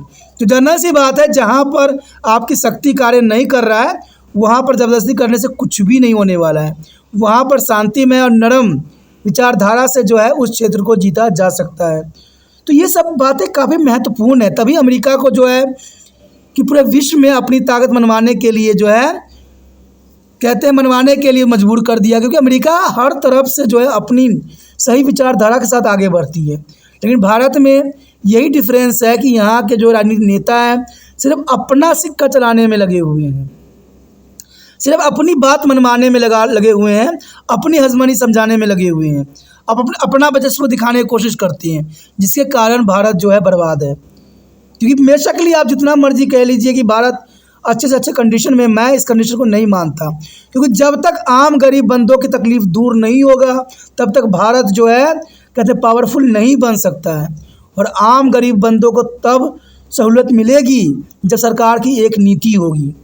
कहते हैं भारत में गरीबों की कमी नहीं है, और कहते हैं झूठा कार्ड बनवाने वालों को भी कमी नहीं है, क्योंकि आज BPL APL और कमज़ोर वर्गों को जो कार्ड बनाए जाते हैं सरकार की तरफ से, कहते हैं वहाँ के जो बड़े बड़े क्षेत्र के जो होते हैं काउंसलर सब के सब मिले होते हैं, और जिनका अच्छा स्थिति भी होता है उनके भी वो कार्ड बना के रख देते हैं गरीबी रेखा से नीचे।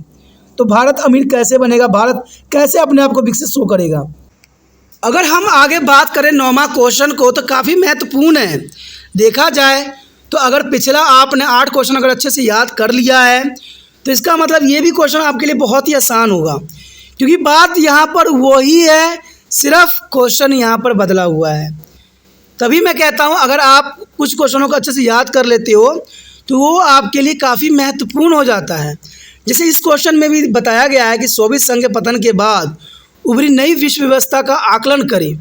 कि आपको पता है जब सोवियत संघ का पतन हो गया था तो उस समय नई विश्व व्यवस्था कैसे स्थापित हुई, उस समय किस प्रकार का जो है पूरे विश्व में व्यवस्था स्थापित हुई जब सोवियत संघ विघटित हो गया। तो जनरल सी बात, इसका तो आप साफ शब्दों में आप आंसर समझ में आ ही गया होगा कि इसमें अमेरिका का विश्व और बढ़ गया। अमेरिका ने अपनी प्रभुत्व स्थापित करने के लिए हर तरह से जो है संभव कोशिशें की, तो यही आंसर होगा। अब देखिए आंसर पे एक नज़र डाल लेते हैं कि सोवियत संघ के पतन के बाद उभरी नई विश्व व्यवस्था का आकलन करें। तो इसका आंसर यही होगा साफ शब्दों में कि सोवियत संघ के अचानक विघटन से सभी चौंका दिया, क्योंकि ये विघटन कोई आम नहीं थी। क्योंकि देखा जाए तो उस समय 2 ही पावरफुल जो है देश थे, एक तो अमेरिका था, एक सोवियत संघ था। लेकिन सोवियत संघ के अचानक विघटन हो जाने के कारण पूरा विश्व जो था चौंक गया, क्योंकि अंतर्राष्ट्रीय परिदृश्य पर 1951 में सोवियत संघ के विघटन के बाद अमेरिका का आधिपत्य शुरू हुआ, यानी वर्चस्व और बढ़ गया। 1951 में सिर्फ पूरे विश्व में अमेरिका ही जो था रह गया, बाकी सारा जो था विघटित हो गई। तो जनरल सी बात है यहाँ पर अमेरिका का आधिपत्य यानी वर्चस्व बढ़ गया। तो ये काफ़ी अमेरिका के लिए काफ़ी महत्वपूर्ण था। अगर बात आगे करें तो कहते हैं अगस्त 1990 में इराक ने कुवैत पर आक्रमण कर उस पर कब्जा कर लिया। ये बात काफ़ी महत्वपूर्ण था उस समय के अंतराल में, क्योंकि इसमें 1990 में इराक ने कुवैत पर आक्रमण कर उस पर कब्जा कर लिया और संयुक्त राष्ट्र ने इराक को अपनी आक्रामकता छोड़ने के लिए मनाने की कोशिश भी की। संयुक्त राज्य अमेरिका ने इराक को जो है बहुत ही कोशिश की कि जो उन्होंने कुवैत को अपने अंडर किया है उसको जो है सम्मानपूर्वक छोड़ दे, लेकिन इराक ने ऐसा नहीं किया। लेकिन संयुक्त राष्ट्र समझाने में विफल रहा और कुवैत जो है इराक ने ऐसा कुछ भी नहीं किया। जब संयुक्त राष्ट्र ने बलपूर्वक कुवैत की मुक्ति का आदेश दिया तो अमेरिकी राष्ट्रपति जॉर्ज W. बुश ने न्यू वर्ल्ड ऑर्डर के उद्भव की सराहना की, क्योंकि ये बात सराहना करने की इसलिए भी ज़रूरी थी क्योंकि उस समय अमेरिका ने बहुत कोशिश किया इराक को जो है कुवैत को छोड़ देने के लिए, लेकिन जब इराक नहीं माना तो संयुक्त राष्ट्र अमेरिका जो है उसको बलपूर्वक छुड़ाने के लिए जो है एक जो है नई कोशिशें की, जिसको न्यू वर्ल्ड ऑर्डर का नाम दिया गया। अब देखा जाए तो इसमें अमेरिका का अपना हित भी था। अमेरिका चाहता था कि उस समय पूरा विश्व जो है उसकी प्रभुता को माने, और जनरल सी बात है इसमें माना भी गया। इसका कारण जो है तीसरा पॉइंट भी आपको साफ कर देगा कि इसके जवाब में युद्ध का उद्भव हुआ, जिसमें प्रथम खाड़ी युद्ध के नाम से भी जाना जाता है, यानी पहला गल्फ वॉर जो था इन्हीं कारण से हुआ, तो इसको प्रथम खाड़ी युद्ध के नाम से जाना गया। और इस युद्ध में लगभग 34 देशों की विशाल गठबंधन सेनाओं ने इराक के खिलाफ लड़ाई लड़ी। अब देखिए, जब अमेरिका के साथ 34 देशों की विशाल संगठन थी, तो इसका मतलब है कि अमेरिका का वर्चस्व यहाँ पर बोलबाला हो गई, यानी अमेरिका के वर्चस्व को बोलबाला हो गई और अमेरिका अपने आप में जो है विश्व के समक्ष खड़ा हो गया। तो ये काफ़ी महत्वपूर्ण बात थी अमेरिका के लिए। देखा जाए तो इराक और कुवैत की जो आक्रमण थी वो इसके जो है आगे आने के लिए सुनहरा अवसर दे दिया और इसको न्यू वर्ल्ड ऑर्डर के नाम से भी जाना गया, क्योंकि न्यू वर्ल्ड ऑर्डर का मतलब यही होता है कि विश्व जो है नई व्यवस्था का जो है जन्म हुआ, नई विश्व व्यवस्था का जन्म हुआ, जिसमें जो है अमेरिका का सब प्रभु सत्ता थी और वर्चस्व भी था।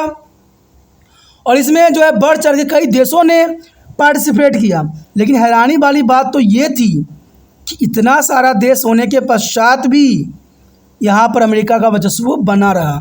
आखिर क्यों बना रहा, किस लिए बना रहा? आप ये सोचोगे कि इतना सारे देश, तो इस सारे देश के सैनिक अधिक होंगे, लेकिन आपको हैरानी होगा कि इसमें जो है 34 देशों में सैनिक जो थे सिर्फ 25% ही थे। अब सोचिएगा कि सब 75% किसकी थी? तो ये आपको चौथा पॉइंट जो है साफ कर देगा आपके नज़रियों को। और इस बात के अंतर्गत चौथी पॉइंट यही बताता है कि जब युद्ध ऑपरेशन डेल्टा स्टॉर्म के कोड नाम से लड़ा गया, यानी इस युद्ध को जो है ऑपरेशन डेल्टा स्टॉर्म के नाम से लड़ा गया और यूएनए का ये ऑपरेशन ज़्यादातर अमेरिकी था। वहाँ लगभग 75% सेनाएँ अमेरिका की थी। अब देखिए, यहाँ पर 34 देशों ने पार्टिसिपेट किया, लेकिन उनका सिर्फ 25% ही सेना थी और सबसे अधिक सैनिक जो थे अमेरिका की थी। अमेरिका इसलिए इसमें इतना सैनिक झोंक दिया कि उस समय अमेरिका का वर्चस्व कायम रखने के लिए ये बहुत ही महत्वपूर्ण था, क्योंकि पूरा विश्व भी जान ले कि जो है अमेरिका काफ़ी पावरफुल है। और इसलिए उसने जो है अपना 75% सैनिकों को जो है इस जो है ऑपरेशन डेल्टा स्टॉर्म में उतार दिया। तो ये काफ़ी महत्वपूर्ण था। और इस युद्ध को, जर्नली सी बात है, इस विशाल युद्ध को हम प्रथम खाड़ी युद्ध के नाम से भी जानते हैं। अगर आ जाए आपको गल्फ वार क्या है या प्रथम खाड़ी युद्ध क्या है, तो आप इसी क्वेश्चन को अगर लिख देते हो तो आपको कोई भी नंबर नहीं काटेगा। देखिए दोस्तों, ये सारे क्वेश्चन बहुत ही महत्वपूर्ण हैं और एक दूसरे के साथ जुड़े हुए हैं। चाहे देखा जाए ऑपरेशन डेल्टा स्टॉर्म हो, चाहे न्यू वर्ल्ड ऑर्डर हो, चाहे गल्फ वॉर हो, ये तीनों क्वेश्चन का जो है मिला जुला रूप ही यही है। इसलिए अगर आप इन तीनों क्वेश्चन में से एक क्वेश्चन अगर कर लेते हो तो बेखूबी आप तीनों आंसर का जवाब देने के लिए एप्लीकेबल हो जाते हो। देखिए, ये देश जो था इराक पर अमेरिका ने कब्जा करने के लिए एक युद्ध लड़ी और इस युद्ध में जो था उसने जो युद्ध लड़ी गई उसको ऑपरेशन डेल्टा स्टॉर्म के नाम से जाना गया। ठीक है, ये एक तरह का कोड था, ये एक तरह का सैनिक कोड था, यानी ऑपरेशन डेल्टा स्टॉर्म जो थी एक तरह का कोड था। अब देखा जाए तो इस युद्ध को क्या कहा गया? इस युद्ध को यहाँ पर खाड़ी युद्ध का नाम दिया गया, यानी गल्फ वॉर कहा गया। और इससे क्या जन्म लिया? इससे न्यू जो है वर्ल्ड ऑर्डर जन्म लिया। तो हो गया ना, इसी क्वेश्चन के सारे अंतर्गत आ गए। तभी कहता हूँ ना, अगर एक क्वेश्चन को आप समझ लेते हो तो सारे क्वेश्चन एक जैसे हैं, आंसर उसका एक ही होता है, सिर्फ समझने वाले को आवश्यकता होती है। और इसमें अपनी प्रभुता स्थापित करने के लिए अमेरिका ने जो है 34 देशों का सहायता प्राप्त किया। लेकिन देखा जाए तो 34 देशों के सैनिकों को उसने अलग थलग ही रखा। सिर्फ 25% सैनिकों को उसने लिया, बाकी अपनी 75% सेनाओं को जो है उतार दिया। और इसमें WHW जो बुश थे वो काफ़ी महत्वपूर्ण यहाँ योगदान दिए। देखा जाए तो प्रथम खाड़ी युद्ध ने अमेरिका के सैन्य बलों और अन्य देशों के बीच पैदा हुए विशाल तकनीकी अंतर का उजागर किया। और ये अमेरिका बेखूबी बताना चाहता था पूरे विश्व को कि हमारे पास टेक्नोलॉजी के साथ अमेरिका के सैन्य बल जो है काफ़ी जो है युद्ध लड़ने में माहिर है। और ये बात साफ कर दिया, और यही अमेरिका चाहता भी था कि पूरे विश्व के सैनिकों को ये पता चल जाए कि उनका टेक्निक जो है बहुत ही बेहतर है। इसलिए उन्होंने 25% ही जो है 34 देशों के सैनिकों को लिया और अपने सैनिकों को उतारा। और उन्हें बताना ये चाहा कि हमारे सैनिक में उनके सैनिक से कहीं ज़्यादा हौसला है और कहीं ज़्यादा तकनीक है। तो ये जो अंतर उजागर करना चाहते थे ये प्रथम खाड़ी युद्ध में हो गया। तो ये काफ़ी महत्वपूर्ण थी। और उन्होंने और भी टेक्नोलॉजी के सबूतों को प्रदर्शित किया जब उन्होंने स्मार्ट बमों का प्रयोग किया। इवन कि उन्होंने कंप्यूटर युद्ध भी बना दिया। इस युद्ध को अमेरिका ने कंप्यूटर युद्ध बना दिया। कंप्यूटर से ये युद्ध करते थे, कंप्यूटर से ही सारे जो है नियंत्रित करते थे, और ये विश्व को बताना चाहते थे कि हम सुपर पावर हैं। और व्यापक तौर पे देखा जाए तो इस युद्ध को जो है टेलीविज़न कवरेज भी दी गई। और ऊपर से देखा जाए तो सबसे महत्वपूर्ण बात था, इस युद्ध को जो है वीडियो गेम युद्ध भी बना दिया। तो समझ सकते हो कि अमेरिका का प्रभुत्व तो बढ़ गया। इन्हीं कारण से जो है न्यू वर्ल्ड ऑर्डर का जो है जन्म हुआ। आगे यदि हम बात करें 10वां क्वेश्चन का, तो काफ़ी महत्वपूर्ण है। देखिए, ये काफ़ी महत्वपूर्ण ऑपरेशन चलाई गई थी, ऑपरेशन दैट ब्रिंग्स फ्रीडम। ये काफ़ी महत्वपूर्ण ऑपरेशन थी। देखा जाए तो ये इसलिए भी चलाई गई थी कि 9/11 के हमले में जो देशों का जो हाथ था उन पे जो है सख्त कार्रवाई करना, और ये कार्रवाई कई मानों में पूरी दुनिया को दिखाना भी था कि अमेरिका का क्या वर्चस्व है। अमेरिका ने 9/11 हमले के पीछे संदिग्ध सभी लोगों, मुख्य रूप से अलकायदा और अफगानिस्तान में तालिबान शासन के खिलाफ आतंकवाद पर जो है वैश्विक युद्ध के एक भाग के रूप में ऑपरेशन डेल्टा फ्रीडम शुरू किया। तो आप समझ गए होंगे कि ऑपरेशन डेल्टा फ्रीडम क्या था। ऑपरेशन डेयरिंग फ्रीडम एक तरह से 9/11 के सस्पेक्टेड थी कि जो लोग संदिग्ध थे उनको अरेस्ट किया गया। और इसमें मुख्य तौर पे जो देखा जाए तो इसमें जो है अलकायदा था और तालिबानी शासक थे, जिनके रिगार्डिंग अमेरिका ने ऑपरेशन चलाई थी ये। और देखा जाए तो इनका मतलब भी था कि आतंकवाद पर वैश्विक युद्ध किया जाए और इनको जो है ख़त्म किया जाए, और इस ऑपरेशन को अंजाम दिया गया, यानी ऑपरेशन डेयरिंग फ्रीडम। हालांकि अफगानिस्तान में तालिबान शासक को आसानी से उखाड़ फेंका गया, और अलकायदा और तालिबान द्वारा आतंकवादी हमले अभी भी जारी है, और ख़ासकर पश्चिमी ठिकानों के खिलाफ।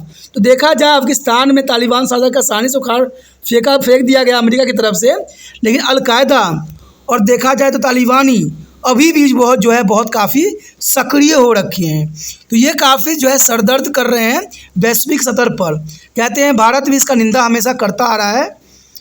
देखा जाए तीसरे पॉइंट की बात करें तो ये साफ करता है कि अमेरिकी सेना द्वारा किए गए ऑपरेशन का निशाना पूरी दुनिया थी, क्योंकि जो अमेरिका ने ये ऑपरेशन चलाई थी उसमें दुनिया के हर एक क्षेत्र था जहां आतंकवादी गतिविधियां चलाई जाती है।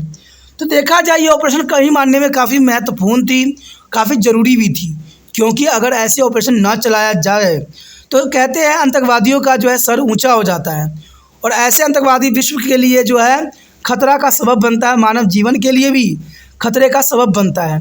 तो अमेरिका के द्वारा जो है 9/11 के सस्पेक्टेड के लिए ऑपरेशन डेयरिंग फ्रीडम चलाई गई, जिसमें ख़ास तौर पे जो है सस्पेक्टेड रखा गया, संदिग्ध किसको रखा गया, अलकायदा को रखा गया और तालिबान का। और इसमें आतंकवाद वैश्विक युद्ध को जो है ख़त्म करने के लिए चलाई गई थी। और ये ख़ास तौर पे जो है उन ठिकानों पर उन्होंने हमला किया जहाँ पर उनको लगता था कि ये जो है सस्पेक्टेड हो सकती है। अगर चौथी पॉइंट की तरफ हम नज़र करें तो कहते हैं वो गिरफ्तार किए जा रहे व्यक्तियों की सरकार को जानकारी दिए बिना लोगों को गिरफ्तार कर रहे थे। ये काफ़ी अमेरिका का जो था दबदबा ही था, क्योंकि अमेरिका यहाँ पर साफ शब्दों में जो है लिखी गई बात है कि अमेरिका जो था उन व्यक्तियों को गिरफ्तार करते थे, लेकिन सरकार की जानकारी के बिना, यानी चुप चुप से जो है उनको गिरफ्तार भी कर लेते थे। और इन व्यक्तियों को गुप्त जेलों में बंद भी कर दिया जाता था। इनमें से कुछ को तो क्यूबा में अमेरिकी नौसैनिक अड्डे गुआंतानामो में बे में भी लगाया गया, जहां उन्हें न तो अंतर्राष्ट्रीय कानून का संरक्षण प्राप्त था और न ही अमेरिका के अपने देश के कानून का। तो ये काफ़ी महत्वपूर्ण बात यहाँ बना देता है कि अमेरिका ने जो ऑपरेशन चलाई गई वो बहुत ही सख्त थी और पूरे विश्व के लिए चिंता का विषय था। कहते हैं उनको जहाँ भी सस्पेक्टेड मिलते थे, जहाँ भी संदिग्ध लोग मिलते थे, उनको कहते घर में घुस को मारा करते थे। और आपको पता है ये काफ़ी जो है तो ये कहते हैं, देखिए दोस्तों, अगर संसार है तो संसार में ज़रूरी है कि जो व्यक्ति गलत है उनके प्रति कार्रवाई करना चाहिए, लेकिन अपनी हजमनी को इतना भी तो प्रभाव नहीं दिखाना चाहिए। कोई सस्पेक्टेड हो जाने से ही अगर आप उसको गिरफ्तार कर लेते हो, ठीक है, तो बात सही तो नहीं होती है। क्या पता उसमें आम व्यक्ति भी शामिल हो, क्योंकि कहते हैं ना, आज बड़े बड़े लोग जो हैं बड़े बड़े काम करके बच जाते हैं और छोटे लोग जो जगह फंस जाते हैं। तो यही होता है। कहते हैं ये जब जो जितनी भी ये गतिविधियाँ होती है विश्व सतर पर उसमें आम व्यक्तियों का कोई हाथ नहीं होता है। उसमें तो आम लोग ऐसे बदनाम हो जाते हैं इसमें बड़े बड़े मंत्री लोगों का हाथ होता है, बड़े बड़े लोगों का होता है, और ये बात काफ़ी महत्वपूर्ण है। लेकिन अमेरिका ने यहाँ पर इसी बात का परिचय दिया। उसने जो भी लोगों को गिरफ्तार करता था उनको सरकार को कोई जानकारी नहीं देता था, और उनको जो है चोरी छुपे जेलों में बंद भी कर दिया जाता था, जहाँ पर आम लोगों को पहुँचना संभव नहीं था। और यहाँ तक तो देखा जाए तो उनको 9 सैनिक जो है अड्डे में भी रखा गया। और सबसे बड़ी बात था कि अमेरिका ने अंतर्राष्ट्रीय कानून का जो है पालन नहीं किया। अंतर्राष्ट्रीय कानून में इस बात को कहीं भी जिक्र नहीं किया गया है कि आप जो है सस्पेक्टेड को पकड़ो और उसको खुफिया जगह पे छुपा दो।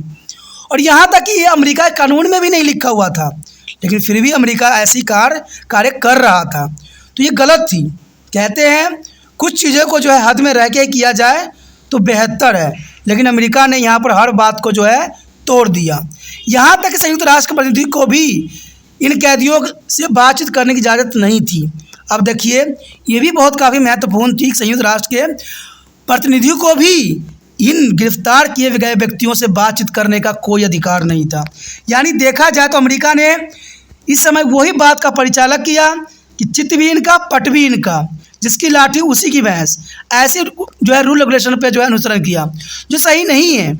जनरली सी बात देखा जाए और विश्व स्तर पर कानून है तो कानून को यहाँ सहारा लेना चाहिए, कानून की तरफ जाना चाहिए। यहाँ पर तो अमेरिका ने साफ शब्दों में अपनी प्रभुता का जो है डंका बजवाया, जो कि सही नहीं था। ठीक है, तो ये काफ़ी महत्वपूर्ण क्वेश्चन है, ठीक है, काफ़ी ज़रूरी भी है। कहते हैं ये जो कदम उठाई गई आतंकवादियों के अंतर्गत काफ़ी महत्वपूर्ण कदम थी, लेकिन कहते हैं कुछ कदम ऐसे भी होते हैं जिसमें आम व्यक्ति भी फंस जाते हैं। तो सरकार जो यहाँ पर अमेरिकी सरकार कर रही थी वो कई हद तक गलत भी थी और कई हद तक अच्छा भी था। आगे जो हमारे समक्ष आया है 11वां क्वेश्चन काफ़ी महत्वपूर्ण है। अमेरिका के आर्थिक प्रधानता संरचनात्मक शक्ति के अविभाज्य है, वर्णन करना है इसको। देखिए, ये क्वेश्चन थोड़ा सा डिफरेंट है, अलग है। कहते हैं क्वेश्चन एग्जामिनर वही देता है जो अलग है, महत्वपूर्ण है। इसलिए त्रिपाण स्टडी सेंटर हमेशा महत्वपूर्ण और इम्पोर्टेंट क्वेश्चन पे ही प्रायोरिटी देता है। आपको ये क्वेश्चन बहुत साधारण लग रहा होगा, लेकिन इसका आपको आंसर भी नहीं पता होगा, तो ये काफ़ी महत्वपूर्ण बन जाता है एग्जामिनर के लिए। अब क्वेश्चन पे ही गौर कीजिए। अमेरिका की आर्थिक प्रधानता, जो आर्थिक प्रधानता है, समझ सकते हो ना आर्थिक प्रधानता का मतलब क्या है।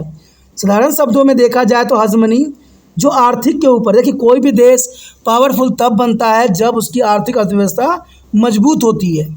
तो इसी के अंतर्गत ये क्वेश्चन है कि अमेरिका की आर्थिक प्रधानता यानी इसकी हजमनी संरचनात्मक शक्ति के अविभाज्य है, यानी देखा जाए तो स्ट्रक्चरल पावर्स के ये जो है अनडिविजिबल है। तो ये काफ़ी महत्वपूर्ण क्वेश्चन है कि अमेरिका की आर्थिक प्रधानता किस प्रकार से पूरे विश्व में है। आपको समझ में आया अब कि अमेरिका की आर्थिक प्रधानता की शक्ति के अविभाज्य, यानी इसे कोई विभाजित नहीं कर सकता, इतनी अच्छी इसकी अर्थव्यवस्था है। ये बहुत क्लियर वर्ड है। तो दोस्तों, आप सोचते होंगे कि मैं बार बार क्वेश्चन को ही रिपीट क्यों करता हूँ। मैं एक बात जानता हूँ, एग्ज़ाम में जब जाते होगे ना आप, तो आपको तो आंसर याद रहता है, लेकिन आपको क्वेश्चन ही पता नहीं होता, क्योंकि क्वेश्चन वहाँ बदल जाते हैं लेकिन आंसर उसका वही रहता है। बच्चों की बहुत ही गलत बात ये होता है कि सिर्फ वो आंसर याद करती हैं, लेकिन त्रिपाण स्टडी सेंटर हमेशा कहता है कि क्वेश्चन को भी आप समझो। क्वेश्चन को जब तक नहीं समझोगे तब तक ये समझ नहीं आएगा। आप सोचिएगा इस क्वेश्चन को हम कब कब आंसर दे सकते हैं, किस के अंतर्गत कर सकते हैं। अब जर्नल सी बात है, अमेरिका की आर्थिक प्रधानता की बात किया जाए, इकोनॉमिकल जो है पावर की बात किया जाए, तो ये हर जगह ये आंसर जो है अपनी महत्ता को दर्शाएगा। जहाँ भी आपको ये लिखा होता है आर्थिक प्रधानता, यानी आर्थिक प्रधानता अमेरिका की, तो जर्नल सी बात है इसी क्वेश्चन को वो बेस बना रखा है। तो समझ गए ना कि ये क्वेश्चन कई जो है जगह इसका आंसर बन सकता है। तो सिर्फ आपको माइंड में रखना है अमेरिका की आर्थिक प्रधानता, सिर्फ ये वर्ड आपको दिमाग में रखना है। और जहाँ पर ये क्वेश्चन इतना शब्द लिखा होगा कि अमेरिका की आर्थिक प्रधानता, आप जो है इस आंसर को लिख सकती हो। तभी कहता हूँ ना, क्वेश्चन को समझना बहुत काफ़ी महत्वपूर्ण होता है। अमेरिका की आर्थिक प्रधानता उसकी संरचनात्मक शक्ति अविभाज्य है, जनरल सी बात है, और इसे निम्नलिखित तरीकों से उचित ठहराया जा सकता है। और इसी बात को उचित ठहराना कि सही में अमेरिका की जो आर्थिक प्रधानता सबसे महत्वपूर्ण है और अविभाज्य है। सबसे पहली बात यही आता है कि द्वितीय विश्व युद्ध के बाद अमेरिका द्वारा स्थापित जो ब्रेटन वुड्स इंस्टीट्यूशन आज भी विश्व अर्थव्यवस्था की बुनियादी संरचना है। अब देखिए, ये काफ़ी महत्वपूर्ण बात आता है कि द्वितीय विश्व युद्ध के बाद अमेरिका के द्वारा जो है इंस्टीट्यूशन ने खोला, बुनियादी तौर पे देखा जाए तो ये अर्थव्यवस्था की संरचना थी, क्योंकि अमेरिका को पता था कि इकोनॉमिकल अर्थव्यवस्था को मजबूत किए बिना देश मजबूत नहीं होगा। इसलिए यहाँ पर अमेरिका ने जो है MBA के लिए इंस्टीट्यूट की स्थापना किया, यानी अर्थव्यवस्था की बुनियादी संरचना तैयार किया। और इस प्रकार हम यह निष्कर्ष निकाल सकते हैं कि विश्व बैंक, अंतर्राष्ट्रीय मुद्रा कोष और देखा जाए तो WTO अमेरिकी आध्यात्मिक उत्पाद है। यानी देखा जाए तो ये सारे चीज़ जो आप विश्व बैंक देख रहे हो, IMF देख रहे हो, सब अमेरिका का वर्चस्व के कारण ही हुआ। अमेरिका ने इसकी स्थापना इसलिए किया क्योंकि वो अब इकोनॉमिक अर्थव्यवस्था को मजबूत करना चाहता था अपने देश में। आप देखिए, सारे के सारे विश्व बैंक के और अंतर्राष्ट्रीय मुद्रा कोष के अंतर्गत पूरा विश्व चल रहा है। तो जनरल सी बात है, अमेरिका ने सबसे पहले अपना प्रभुता इन्हीं के ऊपर स्थापित करने के लिए इसकी स्थापना जो है अपने ही देश में किया। और इस पर देखा जाए तो अमेरिका का ही वर्चस्व है। अब जनरल सी बात है, जब तक अमेरिका के पास विश्व बैंक है और अंतर्राष्ट्रीय मुद्रा कोष है और वर्ल्ड ट्रेड ऑर्गेनाइजेशन है या वर्ल्ड ट्रेड सेंटर है, जनरल सी बात है अमेरिका का प्रभुत्व बना ही रहेगा। क्योंकि जनरल सी बात है, सारी बात तो वहीं से आके निकलती है और पूरे विश्व में वही कंट्रोल कर रहा है। तो जनरल सी बात है, जो सबको कंट्रोल करे वही महान कहलाता है, उसकी हजमनी रहती है, उसका ही अधिपत्य रहता है। तो अमेरिका की हजमनी तो रहेगी। तो ये बात यहाँ साबित करता है कि अमेरिका अपनी आर्थिक जो है प्रधानता बरकरार रखने के लिए उसने जो है विश्व बैंक और अंतर्राष्ट्रीय मुद्रा कोष की स्थापना किया था। और यहाँ तक ये अमेरिका जो है सीमित नहीं रहा। अमेरिका के सृजनात्मक शक्ति एक उत्कृष्ट उदाहरण मास्टर इन बिजनेस एडमिनिस्ट्रेशन यानी MBA नामक शैक्षिक डिग्री है। अमेरिका ने दूसरी जो सृजनात्मक शक्ति के रूप में उसने देखा वो था MBA, कि MBA करने के बाद जो है कोई भी व्यक्ति जो है काफ़ी जो अच्छे जॉब के लिए एप्लीकेबल हो जाता है। और इसकी कॉलेज जो है अमेरिका ने अपने ही देश में स्थापित किया, क्योंकि पहले ये अमेरिका में स्थापित था। अब देखिए हर देशों ने अपने अपने क्षेत्रों में MBA की स्थापना कर चुका है। तो यही सब बात जो है अमेरिका को आर्थिक प्रधानता की तरफ जो है अविभाज्य शक्ति के रूप में प्रकट करती है। और देखा जाए तो अगले पॉइंट यही दर्शाता है कि यह विचार की व्यवसाय एक ऐसी पेशा है जो इन कौशलों पर निर्भर करता है जिन्हें किसी भी विश्वविद्यालय में पढ़ाया जा सकता है, विशिष्ट रूप से अमेरिका में। क्योंकि देखिए, कहते हैं अगर व्यवसाय की ऐसी विचारधारा अगर जिस क्षेत्र में मिलती है वो देश जनरल सी बात है इकोनॉमिक अर्थव्यवस्था में आगे बढ़ जाता है। अब देखा जाए हम इंडिया के साथ तुलना करें तो इंडिया में डिग्री की प्रावधान जो है बहुत अधिक लेवल पे है। आज देखा जाए जितनी डिग्री इंडिया में बांटी जा रही है विश्व में ही शायद कहीं हो। लेकिन देखा जाए तो पढ़ाई लिखाई की वो ढांचा अब नहीं रह गई जो होनी चाहिए। आप सोचिएगा कि त्रिपान स्टडी सेंटर ऐसा क्यों कह रहा है। दोस्तों, इसका कहने का अर्थ यही है, आपने कभी सुना है कि बड़े घराने के बच्चे, डॉक्टर के बच्चे, मिनिस्टर के बच्चे, मंत्री के बच्चे कभी भारत में एजुकेशन प्राप्त करते हैं? वो सारे विदेश की तरफ क्यों अग्रसर हो जाती हैं? मैंने कई जगह देखा है जिनके माता पिता डॉक्टर या बहुत पढ़े लिखे हैं या जिनके पास बहुत पैसे हैं, वो सारे अपने बच्चों को अमेरिका जो है भेज देते हैं पढ़ने के लिए। क्या अमेरिका में ऐसी पढ़ाई होती है जो इंडिया में नहीं होती होगी? तो सोचिए, विचार कीजिए, जो ये मंत्री लोग सब भारत के पढ़ाई को जो है अपनी हथियार बना के जो भारत पे राज करने की कोशिश करते हैं, आखिर अपने बच्चों को ये अमेरिका, ऑस्ट्रेलिया, अफ्रीका क्यों भेजती हैं? कहते हैं अमेरिका में तो इनकी एक लड़ी लग जाती है। कहीं भी जाइए देखिए अमेरिका रिटर्न, USA रिटर्न लिखे हुए रहते हैं अपने बोर्डों पे।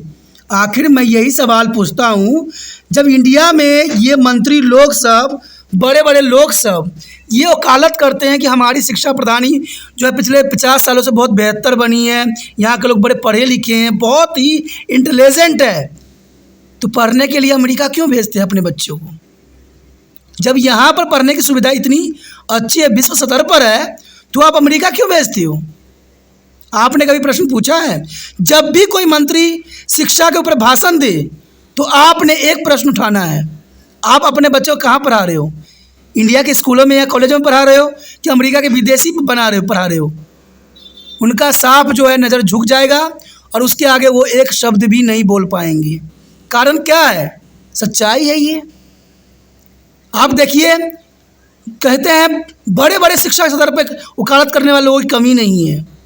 भारत सरकार भी कहती है कि हम शिक्षा को उच्च स्तर बना दिए। इवन कि दिल्ली की सरकार भी ये कहती है कि हमारी शिक्षा के स्तर को देखिए, हम तो 4 चांद लगा दिए हैं। मैंने ये बात नोट किया है, स्कूल को तो बहुत सुंदर बना दिया है, लेकिन शिक्षा का स्तर बहुत गिरा दिया है। और शिक्षा का स्तर गिराने का एक ही मतलब होता है कि यहाँ के नागरिक शिक्षित न हो जाएं। कहीं शिक्षित हो जाएंगे, अच्छे समझने लग जाएंगे, तो वो जो है उनकी सरकार गिरा देंगे और इम्पोर्टेंट महत्वपूर्ण व्यक्तियों को जो है शासन में ले आएंगे। इसलिए भारत में एक प्रावधान बनी आ रही है कि अनपढ़ बनाओ, राज करो। ये अंग्रेज की नीति थी, फूट डालो राज करो। लेकिन अब इन्होंने नीति बनाई है यहाँ के नेताओं ने कि शिक्षा स्तर को भारत में गिराओ और अपनी शासन बनाओ, क्योंकि शिक्षा का स्तर जब गिरेगा तभी तो अनपढ़ लोग यहाँ पर रहेंगे, और अनपढ़ लोग रहेंगे तो जर्नल सी बात है उनको ही वोट देंगे। कभी उनके पानी के लालच में आएंगे, कभी उनके पेंशन के लालच में आएंगे, कभी बेरोजगारी भत्ता के लालच में आएंगे, कभी उन्हें उज्ज्वला योजना के अंतर्गत लालच में आएंगे। तो दोस्तों, ये सब लालच दिया जाता है और लोग पढ़े लिखे लोग तो समझ जाते हैं कि सरकार की ये लालच है। अगर एक चीज़ पे वो कम करते हैं पैसे तो दूसरा चीज़ पे चढ़ा देते हैं, क्योंकि सरकार कमा के आपको नहीं देती है। ये सरकार अपने तनख्वाह में से काट के आपको सस्ती सामान नहीं करती है, चाहे पेंशन आपको नहीं देती है। वो सारे के सारे जो है आपके ही पैसे आपको लौटाती है, लेकिन वो भी अपनी भलाई के लिए, अपनी सरकार बनाए रखने के लिए।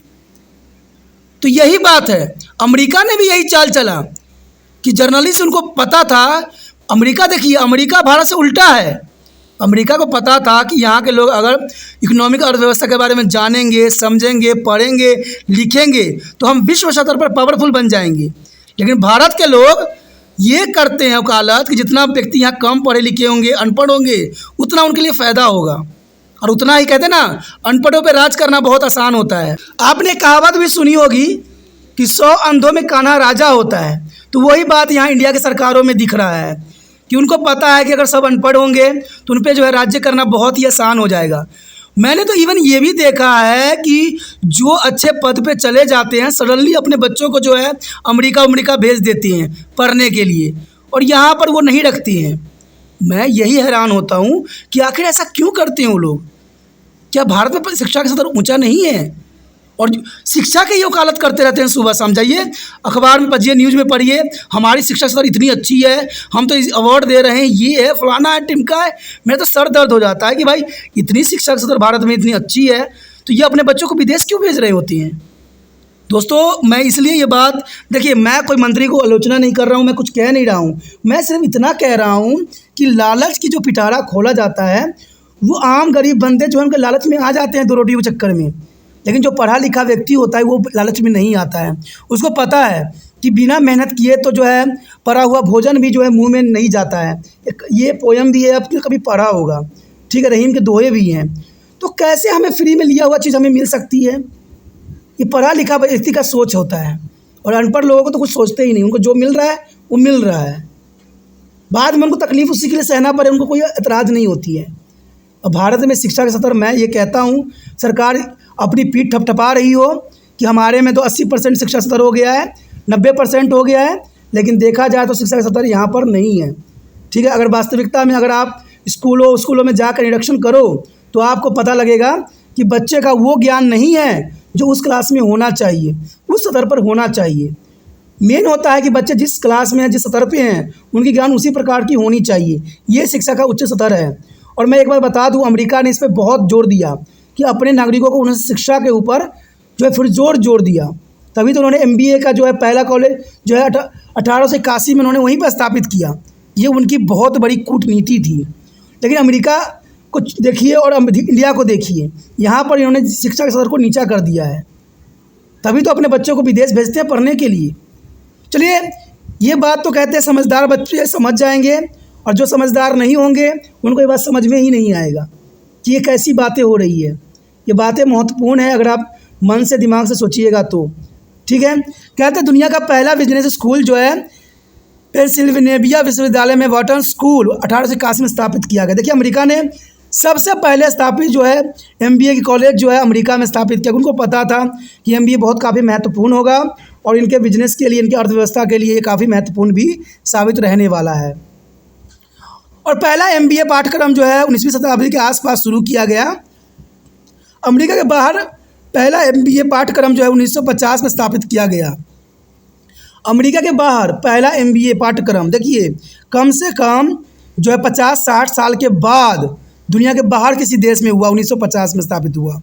और आज दुनिया के कोई भी ऐसा देश नहीं है जहाँ एमबीए के प्रतिष्ठित जो शैक्षिक डिग्री न हो। आज जनरल सी बात है, हर एक देश में हो रहा है। लेकिन मैंने कहा ना, शिक्षा का स्तर वो नहीं है जो होनी चाहिए।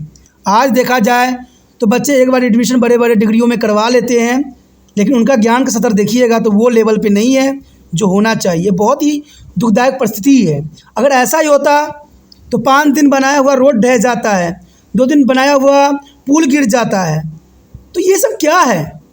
अगर पढ़े लिखे होते, अगर उनमें करप्शन नहीं होता तो शायद कहते हैं 2 महीने पहले बनाया हुआ रोड का जो है इतनी बुरी हालत नहीं होती। आप देखते ही होंगे अपने क्षेत्र में, और देख के सिर्फ सरकार को कोसते ही होंगे। यहाँ पर जो हमारा समक्ष जो 12वां क्वेश्चन आया, जो कि अंतिम है, काफ़ी महत्वपूर्ण है, ठीक है। इसमें यही क्वेश्चन है कि वर्तमान में विश्व में अमेरिका के वर्चस्व की मुख्य बाधाओं का विश्लेषण करें कि विश्व में जो है अमेरिका का वर्चस्व किस प्रकार से स्थापित हुआ, और मुख्य बाधाओं का विश्लेषण करें, कौन कौन से बाधाएं हैं। काफ़ी महत्वपूर्ण है कि वर्तमान विश्व में अमेरिका का जो है हजमनी का मुख्य बाधाओं का विश्लेषण करें। तो ये ज़रूरी भी है क्वेश्चन, और एग्ज़ाम व्यू से भी इम्पोर्टेंट है। देखिए इसका आंसर भी कई हद तक वही क्वेश्चन के अंतर्गत है जो अमेरिका का जो है वर्चस्व के आगे बढ़ाने के लिए इम्पोर्टेंट है। कहते हैं अमेरिकी शक्ति पर 3 बाधाएं हैं जिसको दूर करना बहुत ज़रूरी है। अमेरिकी जो है वर्चस्व के लिए सबसे बड़ा प्रतिबंध जो है आधिपत्य के मूल्य में ही निहित है, यानी उसका वर्चस्व में ही छुपा हुआ है। अमेरिका का सबसे बड़ा जो प्रतिबंधित करती है बाधाएं हैं उसकी अपनी हजमनी में ही है। और ये बाधाएं पहली है, दूसरी बाधाओं के लिए अमेरिकी नाटो समाज की स्थापना खुली प्राकृतिक का है, क्योंकि ये बाधाएं पहली और दूसरी दोनों ही नाटो की जो है संगत खुली प्राकृतिक व्यवस्था ही है जो अमेरिका के लिए बाधाएं उत्पन्न कर रही है। अमेरिका ने 9/11 हमले के पीछे संदिग्ध सभी लोगों को मुख्य रूप से अलकायदा और पाकिस्तान में तालिबान शासकों के खिलाफ आतंकवाद व वैश्विक युद्ध के एक भाग के रूप में ऑपरेशन डेडली फ्रीडम शुरू किया था।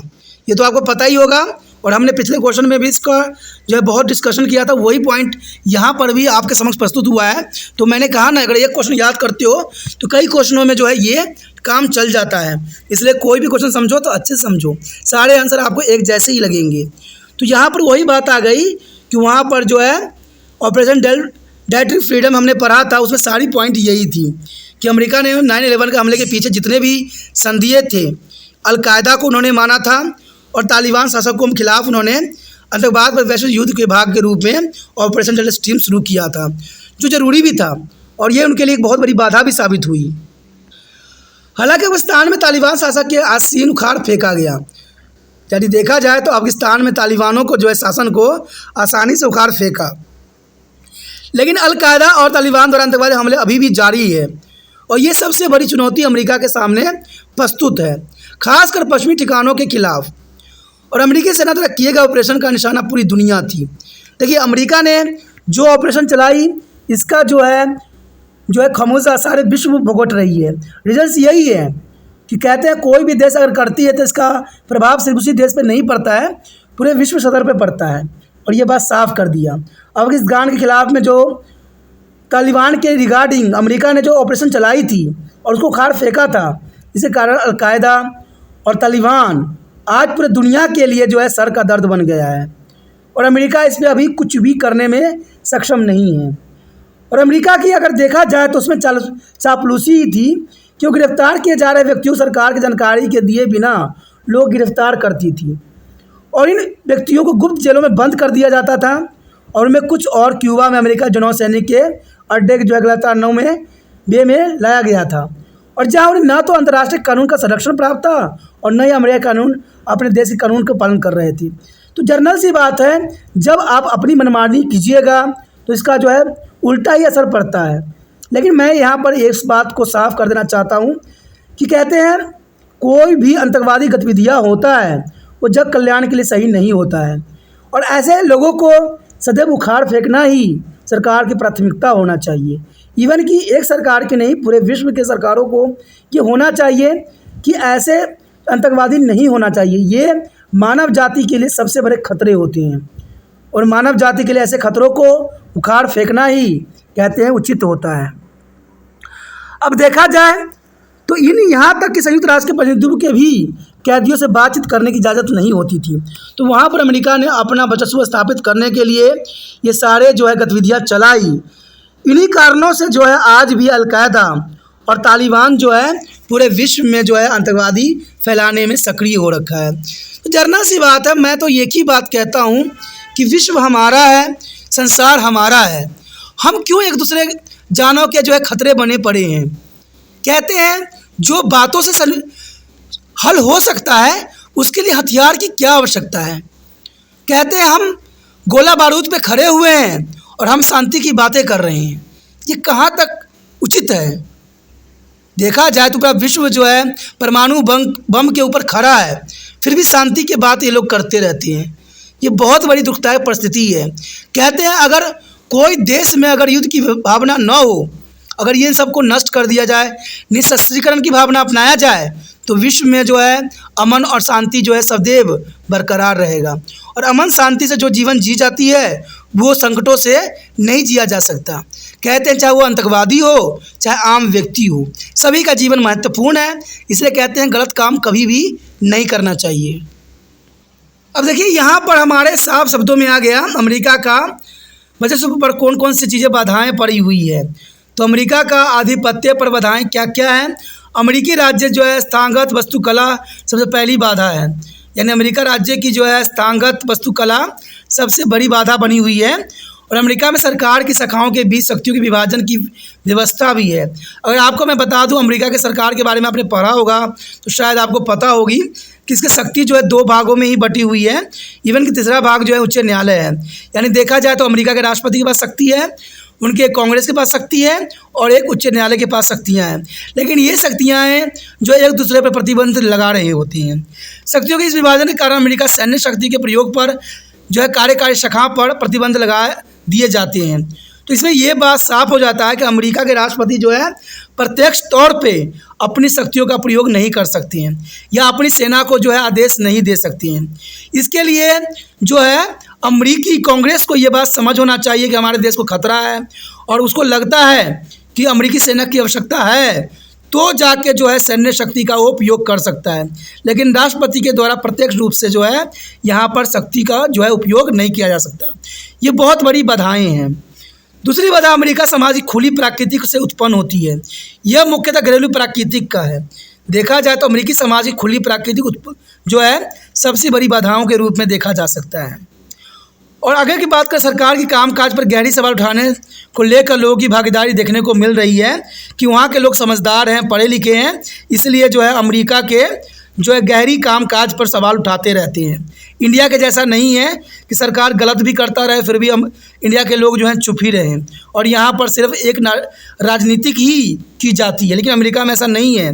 वहाँ के लोग पढ़े लिखे हैं, काफ़ी अलग टाइप के हैं। सरकार की जो भी नीतियाँ होती हैं उन पे वो उंगली उठाने लग जाते हैं और ये कारक विदेश में अमेरिकी सैन्य कार्रवाई पर एक बड़ी बाधा बन जाती है, जिसके वजह से ये सबसे बड़ा बाधा के रूप में देखी जा सकती है। यदि आगे हम तीसरी बाधा की बात करें तो तीसरी बाधा अंटार्कटिका संधि संगठन नाटो। आपको पता है कि उत्तरी अंटार्कटिका संधि संगठन बहुत काफ़ी महत्वपूर्ण है, लेकिन इसकी भी बहुत बड़ी बाधा है। ये सभी में सबसे महत्वपूर्ण है और भविष्य में इसे और अधिक महत्व मिलेगा। इसलिए नाटो के सदस्य बनने के लिए हर देश ललायित रहता है कि यहाँ तक कि भारत को भी नाटो की शक्ति बनने के लिए अग्रसर है। नाटो अंतर्राष्ट्रीय प्रणाली में एकमात्र संगठन है जो संभवतः अमेरिकी शक्ति के प्रयोग को नियंत्रित कर सकता है, क्योंकि अमेरिकी बाजार अर्थव्यवस्था के रूप में इसकी मजबूती पकड़ है। यानी देखा जाए तो नाटो का प्रभुत्व अमेरिका से भी अधिक है और नाटो की प्रभुत्व इतनी है कि अमेरिका के अर्थव्यवस्था को तहस नहस करने में नाटो अपनी कदम उठा सकता है। तो देखा जाए तो ये कारण सबसे बड़ी है अमेरिका के लिए बाधा के रूप में कि नाटो को जो है अधिक पावर मिली हुई है। और देखा जाए तो नाटो लेकर तीसरी वादा भविष्य के लिए सबसे अहम है और ये आने वाला समय में बहुत ही अहम भूमिका भी नाटो निभा सकता है, जो कि काफ़ी महत्वपूर्ण है। तो इसी के साथ हमारा ये टॉपिक ख़त्म हो जाता है और चैप्टर के महत्वपूर्ण क्वेश्चन भी ख़त्म हो जाता है। अगर आपको अच्छा लगा, समझ में आया, ठीक है, अगर आप दिल से त्रिपाण स्टडी सेंटर का हेल्प करना चाहते हो, मदद करने की भावना है, तो आप यूट्यूब से लिंक को कॉपी करके व्हाट्सएप स्टेटस पर लगा सकती हो। और ये 24 घंटे के लिए लगाओगे तो जो आपके कॉन्टैक्ट में बच्चे होंगे, क्योंकि आप मुझे पता है अगर आप +2 में हो तो आपके समक्ष +2 के ही कॉन्टैक्ट होते हैं, आपके +2 के ही बच्चे बहुत से आपसे कॉन्टैक्ट में रहते हैं। अगर आप जो है आप स्टेटस पे लगाइएगा तो वो ज़रूर देखेंगे, अगर उनको अच्छा लगेगा तो देखेंगे, नहीं अच्छा लगेगा वो लीव कर जाएंगे। इसमें आपका कोई भी जो है दोष नहीं होगा, आपने अच्छा कार्य किया त्रिपाण स्टडी से हेल्प करके। तो आप अपनी जो है सहायता की भावना रखिए, मैं आपके लिए अगला वीडियो के लिए जो है प्रयत्नशील रहूँगा, ठीक है। अगर पहली बार वीडियो देख रहे थे चैनल को सब्सक्राइब करके अपने मोबाइल में अवश्य सेव कर लीजिए, नहीं तो आपको अगले चैप्टर का आप नोटिफिकेशन नहीं मिल पाएगा। एक वीडियो देख लीजिएगा, फिर बाद में आपको नोटिफिकेशन नहीं मिलेगा तो उस वीडियो से अनभिज्ञ रह जाइएगा। इसलिए अच्छा है और +2 में हो चैनल को सब्सक्राइब करके अपने मोबाइल में सेव कीजिए, तभी जो है अगले वीडियो का नोटिफिकेशन आपको प्राप्त हो सकेगा।